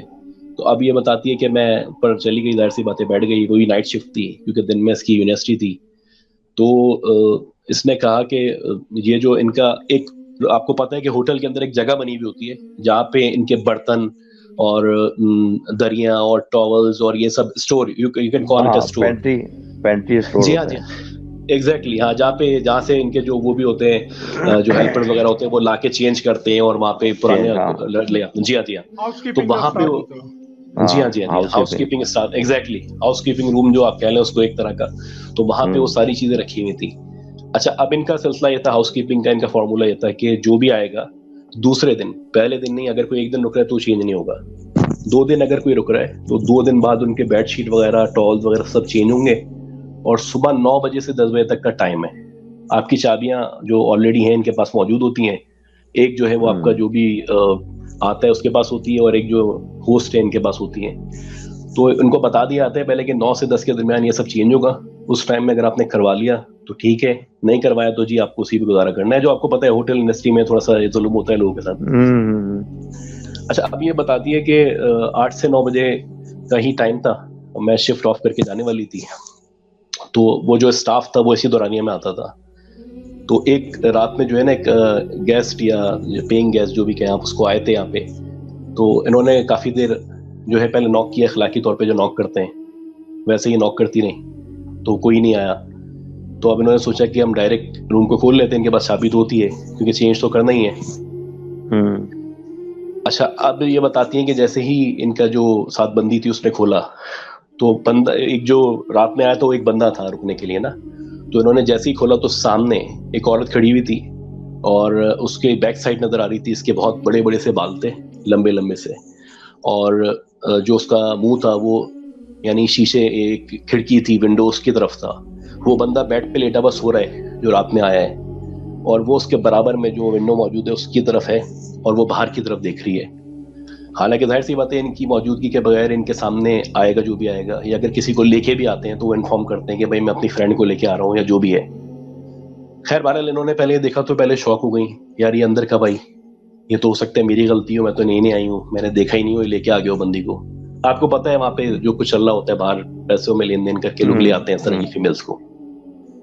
तो अब इसने बोला कि यार ये मेरी समझ नहीं आ रहा, क्योंकि मैंने तो जो उसमें लिखा है, क्योंकि पैसे लेते हैं, आपको पता होगा मुमताज साहब, आमिर भाई, अगर आप किसी अपनी फ्रेंड वगैरह किसी को लेके आएंगे तो उसके अलग से चार्जेस होते हैं, जाहिर सी बातें इनको बेडशीट वगैरह चेंज करनी पड़ती हैं और all such things, you know it better.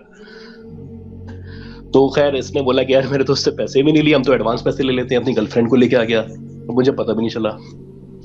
खैर इसने कहा कि ठीक है तुम जाके चेंज करो। वो बंदी गई, उसने जो भी जरूरत थी वो चेंज वगैरह की और बाहर आ गई। ये जाके बैठ गई, इसने बोला कि वेट करती हूँ, अब ये गुजरेगा तो मेरे सामने से ही ना, मैं इससे पैसे ले लूंगी या उसको बोलूंगी कि भाई आपने बताया नहीं कि आप अपनी फ्रेंड को लेके आ गए।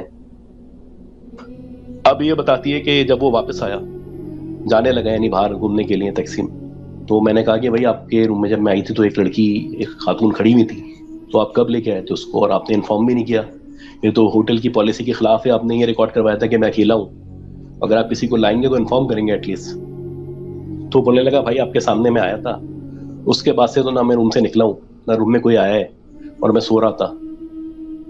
अच्छा, इसने कहा शायद ये छुपाने की कोशिश कर रहा है, जैसे नॉर्मली होता है, आपको हर तरह के लोग मिलते हैं, खैर बहरहाल ये ऊपर गई इतनी उस कुल जो भी इनके हाउस कीपिंग स्टाफ है उसके साथ, वहाँ जाके चेक किया तो कोई मौजूद नहीं था। लेकिन ये कहती है कि मैंने खुद देखा था, वहाँ पे इसके बराबर में एक औरत थी जो बाहर विंडो की तरफ देख रही थी, बाहर झाँक रही थी, ये बेड पे लेटा हुआ था।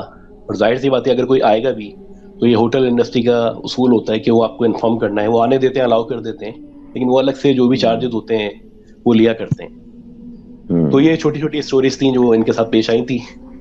नहीं, बहुत अच्छी थी, बहुत इंटरेस्टिंग थी। और उमेर, इत्तेफाक से अभी हम शुरू जब की थी स्ट्रीम तो वो आमिर ने एक हॉन्टेड होटल के बारे में एक स्टोरी पढ़ी थी, तो हमने कहा जी। भी था कि ये हॉन्टेड और होटल्स के बारे में हम पूरी स्ट्रीम करेंगे, क्योंकि मैंने भी Sure. तकरीबन 50% दुनिया तो देख ही ली है और आमिर भी घूमा फिरा है। तो हाँ, खास तौर पर जो माउंटेन एरियाज में जो हमारे अप कंट्रीज में है, मतलब ये नॉर्दर्न एरियाज, उसमें जो होटल्स हैं जी। तो हम इंशाल्लाह करेंगे।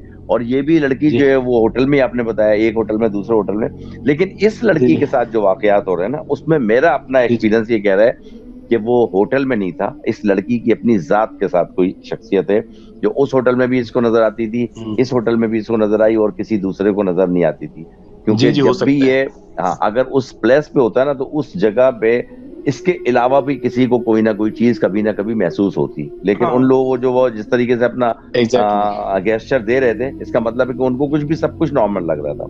जैसे पहले बताया कि बॉस आ गया, उसने इसको बोला सो जाओ, आधे घंटे बाद असली बॉस आ गया, उसने बोला। तो अगर उस वहां पर कुछ हैपनिंग हो रही होती तो उस असली बॉस को पता होता कि यार ये मामला चल रहे हैं, तो वो उसको छोड़ देता।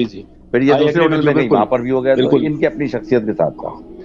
जी हाँ, हो सकता है इनसे कोई एसोसिएटेड हो। और बाकी जो इसकी जात के साथ चिपका हुआ है कोई, खास तौर पे बैंकॉक या आप वॉकिंग स्ट्रीट के साथ जो होटल बने हुए हैं जो बिल्कुल समंदर के सामने हैं, if you have gone to, वहाँ पे आप जाके आ चुके हैं, तो मेरे ख्याल आपने जिक्र भी किया था पहले, आप थाईलैंड को भी आपने यात्रा की है काफी।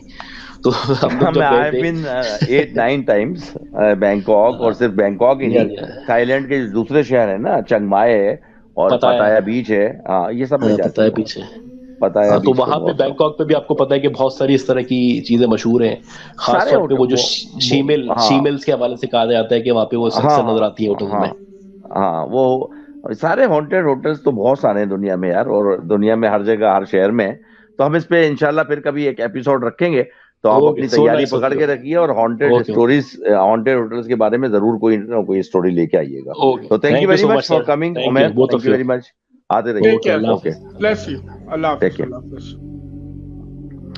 जी आमिर जी, मुमताज साहब, एक बड़ी पहली बात तो एक बड़ी इंटरेस्टिंग कॉल थी और बड़ा मजा आया सुन के। और टर्की की तो हेरिटेज ही ऐसी है, बड़ी पुरानी कंट्री है, तो उस पर ज्यादा नहीं जाएंगे, लेकिन ये एक वैसी बात है जितनी पुरानी होगी और उस पर उतना ही ज्यादा अपना इस तरह की चीजें होती हैं। Thank you very much Umar to joining us. और ये 2-3 और कॉलर भी थे, गेमर बॉय और एक और भी थे, 1-2, मगर इनकी डिवाइसेस कनेक्ट नहीं थी मुमताज साहब। ओके, नेक्स्ट स्ट्रीम पे ले लेंगे। इनकी डिवाइसेस कनेक्ट नहीं है और इनको मैसेज भी करा है तो इन्होंने कोई रिप्लाई नहीं करा है, तो जस्ट लीव देम नाउ। तो टेप चलते हैं, एक हॉरर टेप है तासा, और हमारे बड़े मोहतरम और बड़े बेहतरीन स्टोरी टेलर है अमजद साहब फ्रॉम इंडिया, तो उनकी टेप है, तो वो टेप जरा सुनते हैं, उन्होंने भेजी है, तो जरा एंजॉय करते हैं। सुनाए।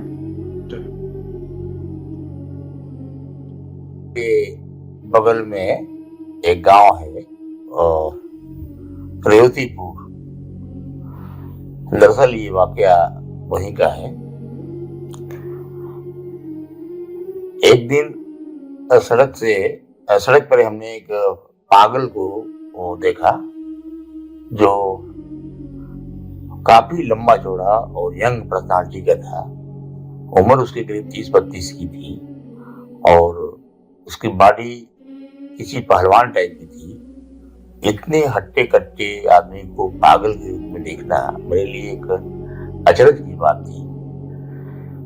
तो हमने वहीं पर एक चाय की दुकान थी मेन रोड पर ही, तो उससे उसके बारे में पूछा कि आखिर इसके साथ क्या हुआ है, ये पागल कैसे हो गए। आदमी तो बहुत हट्टा कट्टा है, वो तगड़ा है और उम्र भी इसकी बहुत ज्यादा नहीं है। उस चाय वाले ने और उस आदमी की जो कहानी हमें बताई, जो उसी के गांव के रहने वाला था, उसे मैं अपने शब्दों में, अपने जुमलों में पेश करने की कोशिश कर रहा हूं। दरअसल जिस गांव का ये वाकया है, उस गांव में फॉरवर्ड लोग ज्यादा थे। फॉरवर्ड बोले तो ऊंची जात के लोग काफी थे। और उसी गांव में एक ग्वाला था जो दूध बेचने का काम करता था। वो ग्वाला, उसकी बीवी और उसका एक जवान कद्दावर बेटा। ग्वाले ने गांव के कुछ सरमायादार लोगों से, जो ऊंची जातियों के थे, उनसे कुछ पैसे उधार लिए थे और वो उसको चुकाता भी था। लेकिन फिर भी एक रकम हमेशा उसको, उसके ऊपर उन लोगों का बाकी ही रहता था, इसलिए कि वो लोग ब्याज ऊंची दर पर दिए हुए थे उसको, और जितना पैसा देता था और उसका उनका पैसा पूरा ही नहीं पड़ता था। यहाँ तक कि उन लोगों ने उस आदमी का खेत वगैरह भी हड़प लिया। अब वो समझ लीजिए कि उस गम में वो आदमी और उसकी बीवी चल बसे। अब उस घर में सिर्फ उनका एक ही लड़का था जिसको पहलवानी का बड़ा शौक था और बहुत लंबा तगड़ा भी था। वो बेचारा अपने माँ बाप को खो करके बहुत ही परेशान था, लेकिन कमजोर था, रुपये पैसे के मामले में, सामाजिक सोशल स्टेटस में भी कम था, और वो चाह कर भी अपने माँ बाप का बदला उनसे नहीं ले पाता था। किसी ने उसको सलाह दिया कि तुम्हारे पास न धन है, न दौलत है, न कोई तुम्हारी सोशल स्टेटस है, तुम इन लोगों से, इन बड़े लोगों से जीत नहीं पाओगे जीत नहीं पाओगे। तो तुम कोई ऐसा काम करो कि कोई अमल करो और किसी जानने वाले के साथ मिल करके और उसका कुछ मंत्र सीखो, कुछ अमल करो और कुछ रूहानी ताकतें अपने पास इकट्ठा करो, तभी तुम पर कामयाबी हासिल कर सकते हो। अच्छा, इसके बाद वो लड़का जो काफी जवान था, वो किसी अच्छे गुरु के तलाश में रहता था। एक दिन उसको एक बाबा मिले जिन्होंने जो काफी इसके बारे में फेमस थे कि वो बहुत ही तंत्र मंत्र करते हैं और शिफली अमल के जानकार हैं। वो उनके यहाँ गया तो उन्होंने उसको मना किया कि बेटा देखो, ये बहुत ही खतरनाक रास्ता है, तुम इसमें मत पड़ो। लेकिन उसको तो अपने माँ बाप की मौत का बदला लेना था उन सरमाएदारों से और उन बड़े लोगों से। उसने बाबा की बड़ी मेहनत की, कहा कि नहीं, आप मेरे को सिखाइए, आप मेरे को बताइए, मैं हर काम करने के लिए तैयार हूँ, चाहे जो भी कुर्बानी देनी पड़ी, मैं डरूंगा नहीं, मैं पीछे नहीं हटूंगा, आप मेरे को सिखाइए।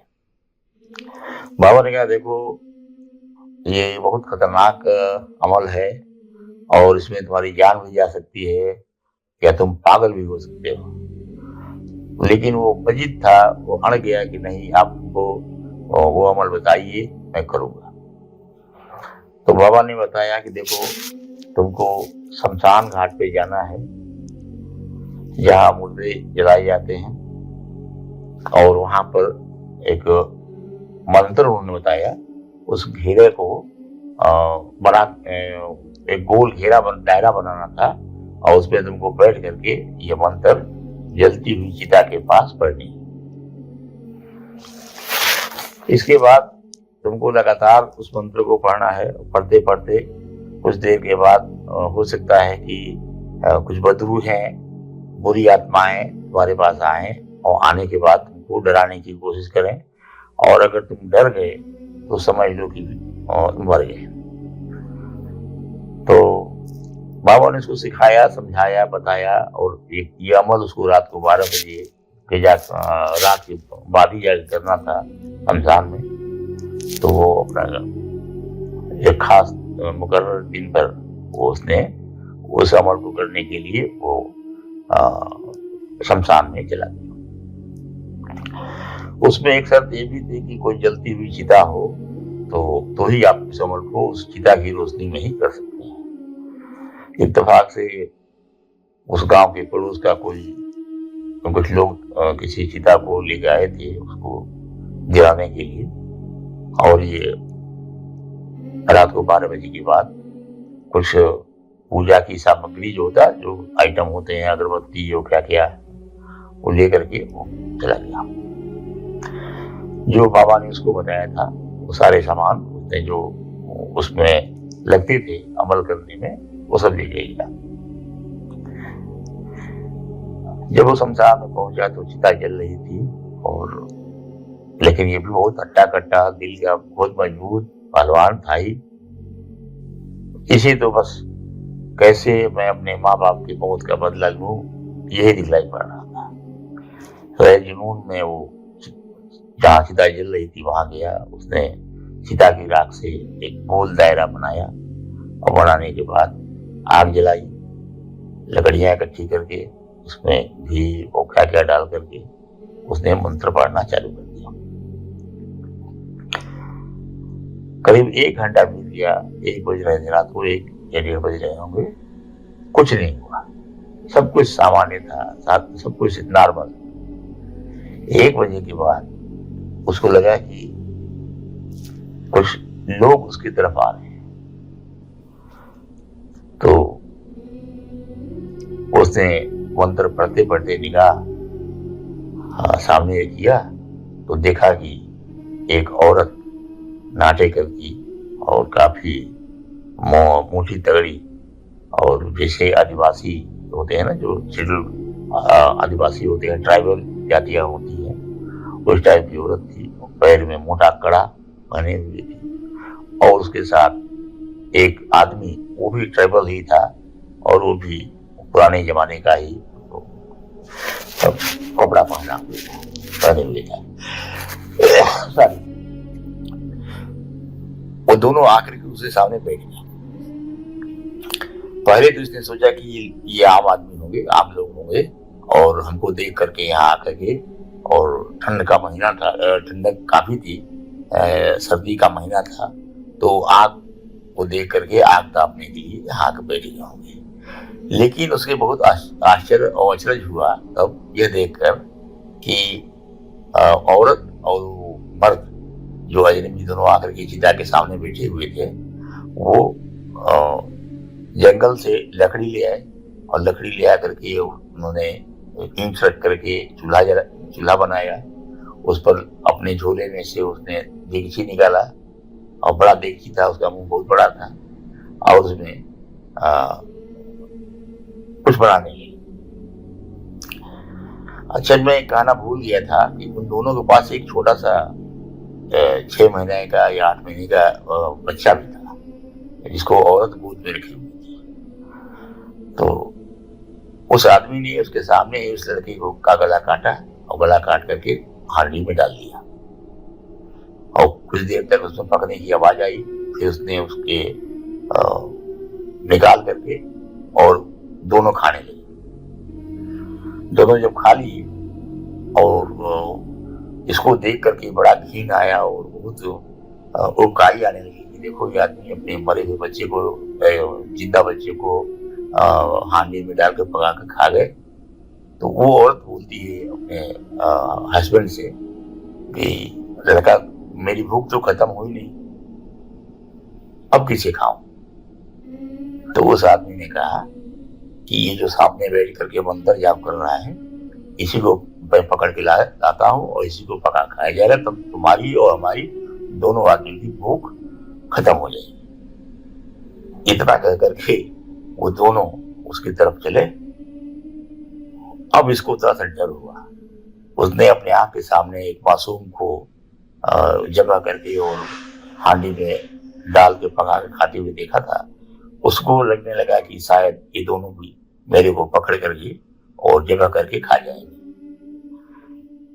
अब इसको इसके ऊपर डर इतना हावी हुआ कि जो ही वो सब इसकी तरफ लपके और दायरे के पास पहुंचे कि ये उठ गया और खड़ा होकर के दौड़ लगा दिया। डर के मारे इसने वो घेरा जो बनाया था उसको क्रॉस किया और क्रॉस करके गांव की तरफ भागने लगा। ये दोनों कुछ देर तक उसका पीछा किए और लेकिन वहां की लोकल भाषा में उसको यही बोले, जो रसे रसे मौज कर, मतलब उसका ये हुआ, इसका मानी ये हुआ, जाओ अब मौज करो, जाओ और मौज करो। जो रसे रसे मौज कर, जाओ और मौज करो। और इसके बाद वो आदमी अपने गांव में आकर के गिर गया और पागल हो गया। और वो खाली कुछ नहीं बोलता है, न किसी को कुछ कहता है, वो सिर्फ उसके जबान पर एक ही वर्ड रहता है, जो रसे रसे मौज कर, रसे रसे मौज कर। यही कहानी थी, एक पागल की कहानी थी, जो सच्ची कहानी है, ये मबनी है और बिल्कुल सच्ची कहानी है। अभी वो पागल जिंदा है, वो आज ही रोड पर वैसे ही नंगे बदन घूमता पाया जाता है और हमेशा एक ही बात कहता है, जो जाओ रसे रसे मौज कर, रसे रसे मौज कर। जी शुक्रिया। ओके जी, thank you very much Amjad sahab. Thank you जी आमिर, वही है, आपने चिल्ला हाँ, काटा वो तो और अपना उसके अंदर वो बिगड़ गया वो। बिगड़ गया, उसके वो एंड वही पागल हो गया, हाँ। और पागल खाने के अंदर अपना, या फिर अपना वैसे छोड़ दिया उसको, तो रोडों पे घूमता फिरेगा नींद Okay. वरना हालत में। तो it's a good story. Amjad साहब का एक अंदाजे बयान है और इनका जो है ना वो असल में इंडियन एक्सेंट है ना उर्दू बोलने का, तो वो हमारे यहाँ क्योंकि नहीं पाया जाता, तो मुझे भी बहुत अच्छा लगता है इंडियन एक्सेंट जो है ना। तो चलते हैं अपनी एंडिंग स्टोरी की तरफ आमिर जी। एंडिंग स्टोरी जो है वही स्ट्रीम से रिलेटेड है कि most haunted hotel of the world जो है, ठीक है। जो तो उसके बाद जो है फिर इंशाल्लाह ताला कंक्लूड करेंगे स्टोरी सुनने के बाद। चलिए ठीक, चलते हैं। उनको अपनी आंखों से नहीं देख सकते, मगर इसका ये मतलब नहीं कि ये अपना वजूद नहीं रखते। आलीशान इमारतों में डेली लाखों लोग चेक इन और चेक आउट करते हैं। कोई अकेला होता है, कोई पूरी फैमिलीज होती हैं। लोग आते हैं, आराम करते हैं, एंजॉय करते हैं और अपनी मंजिलों को निकल जाते हैं। क्या कभी किसी ने सोचा कि ये होटल्स और ये इमारतें भी इन मखलूक़ात से भरे हुए हैं? और काफ़ी गेस्ट ऐसे भी हैं जिन्होंने ना सिर्फ इन पैरानॉर्मल एक्टिविटीज़ को महसूस किया है, बल्कि कुछ के साथ तो ऐसे वाक़यात भी हुए हैं कि वो फ़ौरन इन होटलों से भाग गए और फिर कभी उधर पलट कर नहीं आए। नज़र डालते हैं ऐसे कुछ हॉन्टेड होटल्स पर जो कि अपनी पैरानॉर्मल एक्टिविटीज़ की वजह से बहुत मशहूर हैं। Number 1, Ballygally castle hotel, Northern Ireland. इस होटल को एक स्कॉटिश आदमी जेम्स शाह ने 17वीं सेंचुरी में बनाया था। इस वक्त ये होटल हेस्टिंग होटल ग्रुप के अंडर में है। इसके बारे में कहते हैं कि यहाँ कई जिन्नात मौजूद हैं, जिसमें मिस्टर शाह की वाइफ आइज़ाबेल शॉ का गोश्त भी है, जिनके बारे में कहा जाता है कि उनकी मौत इसी बिल्डिंग में मिस्टर शाह के जुल्म सितम की वजह से हुई थी, क्योंकि मिस्टर शाह लड़के को एक्सपेक्ट कर रहे थे और उन्होंने एक लड़की को जन्म दिया था। इस होटल में एक रूम में, जिसको गोस्ट रूम भी कहा जाता है, जो कि नाइट स्टे के लिए किसी को नहीं दिया जाता, होटल की लॉबी से रात में फुटस्टेप की आवाज़ें आती हैं और गेस्ट के डोर कोई नॉक करता है और दरवाज़ा खोलने पर कोई नहीं होता। कभी कभार इज़ाबेल शॉ का घोस्टली शैडो भी कॉरिडोर में वॉक करता हुआ नज़र आता है, जो थोड़ी देर बाद दीवारों में गायब हो जाता है। नंबर 2, शैटेau de मार्सेल, फ्रांस। 15वीं सेंचुरी का ये आलीशान कैसल नुमा लग्जरी होटल में indoor outdoor pools, riding trails और टेनिस कोर्ट्स भी हैं। 1970 में इस कासल को होटल में कन्वर्ट कर दिया गया। तब से इसकी रेपुटेशन यूरोप्स मोस्ट हॉन्टेड की है। यहाँ एक औरत दिखाई देती है जो कि वाइट कॉफिन ड्रेस पहनकर घूमती है। लोकल के मुताबिक ये औरत एक वेयरवुल्फ थी जिसको एक फार्मर ने गोली मारकर हलाक कर दिया था, जो कि अब इस जगह को हॉन्ट किए हुए है। ये औरत इतनी फ्रीक्वेंट इस होटल में नज़र आती है कि अब यहाँ का स्टाफ आदी हो गया है, मगर अक्सर गेस्ट बहुत डर जाते हैं जब उनके सामने ये पैरानॉर्मल एक्टिविटीज़ होती हैं। Number 3, Lord mineral hotel, south Africa. कारो डेजर्ट के एच पर वाक़े ये होटल एक स्मॉल विलेज मिल्की फाउंटेन में है। 1899 में रेलवेमैन जेम्स लोगन ने इस होटल को बनाया। साउथ अफ्रीकन वॉर में मिलिट्री हॉस्पिटल के तौर पर भी इसको इस्तेमाल किया गया। कहते हैं कि होटल में 2 बहुत खिलंदड़े किस्म के भूत हैं जिनके नेम केट और लूसी हैं। ये अक्सर होटल के हॉलवेज पर फ्लोट करते हुए नजर आते हैं। केट के बारे में कहते हैं कि ये यहाँ मिलिट्री हॉस्पिटल टाइम पर एक नर्स थी और इसने इस जगह को अब हॉन्ट किया हुआ है, या उसकी रूह यहाँ पे भटक रही है और आगे नहीं जा सकी। विजिटर रूम सबसे ज़्यादा एक्टिव है और हाउस कीपिंग के स्टाफ को केट अक्सर दिखाई देती है। लूसी भी अक्सर कॉरिडोर्स और बालकनीज के अंदर दिखाई देती है और कहते हैं कि केट का जो ड्रेस है वो ओल्ड फैशन नर्स के लिबास की तरह होता है। Number 4, Sorrento hotel, Seattle, United States. 1909 में इस होटल को खोला गया और 1980 में इसकी फुल रेनोवेशन की गई और 2010 में इसको सियाटल का लैंडमार्क भी बनाया गया। इसमें एक खातून एलिस बीटॉकलेस का गोश्त नज़र आता है। गैस फ्लिकरिंग लाइट सपोर्ट करते हैं पूरे होटल में। बार में ड्रिंक्स मूव हो जाती हैं और ख़ुद ब खुद गिर भी जाती हैं। कुछ गेस्ट ने एलिस को भी देखा है, कभी वाइट ड्रेस और कभी ब्लैक ड्रेस में। हॉलवे में विस्परिंग साउंड्स आती हैं और कुछ गेस्ट के रूम के दरवाजे खुले हुए पाए गए हैं सुबह को, मगर सीसीटीवी में जब चेक किया जाता है तो कुछ नज़र नहीं आता। Number 5, Taj Mahal palace hotel, India. 1903 में बना यह होटल पॉपुलर डेस्टिनेशन है यूरोपियन एलीट क्लास की। इस होटल के बारे में कहते हैं कि यह हॉन्टेड है एक इंग्लिश इंजीनियर W.A. चेम्बर्स के गोश्त से, जिसने इस होटल की तामीर को कंप्लीट किया था एक इंडियन आर्किटेक्ट से लेकर।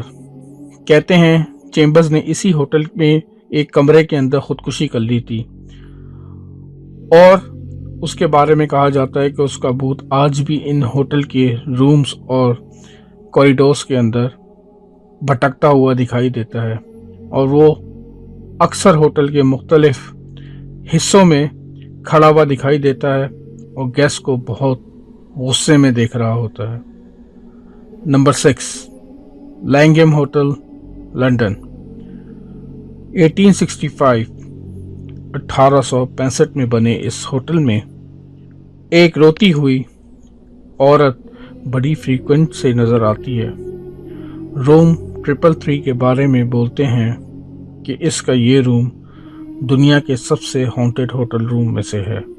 इस होटल में 500 रूम हैं, BBC के मुताबिक इस होटल में 5 मुख्तलिफ गोस्ट हैं, जिसमें सबसे एक्टिव एक जर्मन सोल्जर का है जिसने यहाँ खुदकुशी कर ली थी।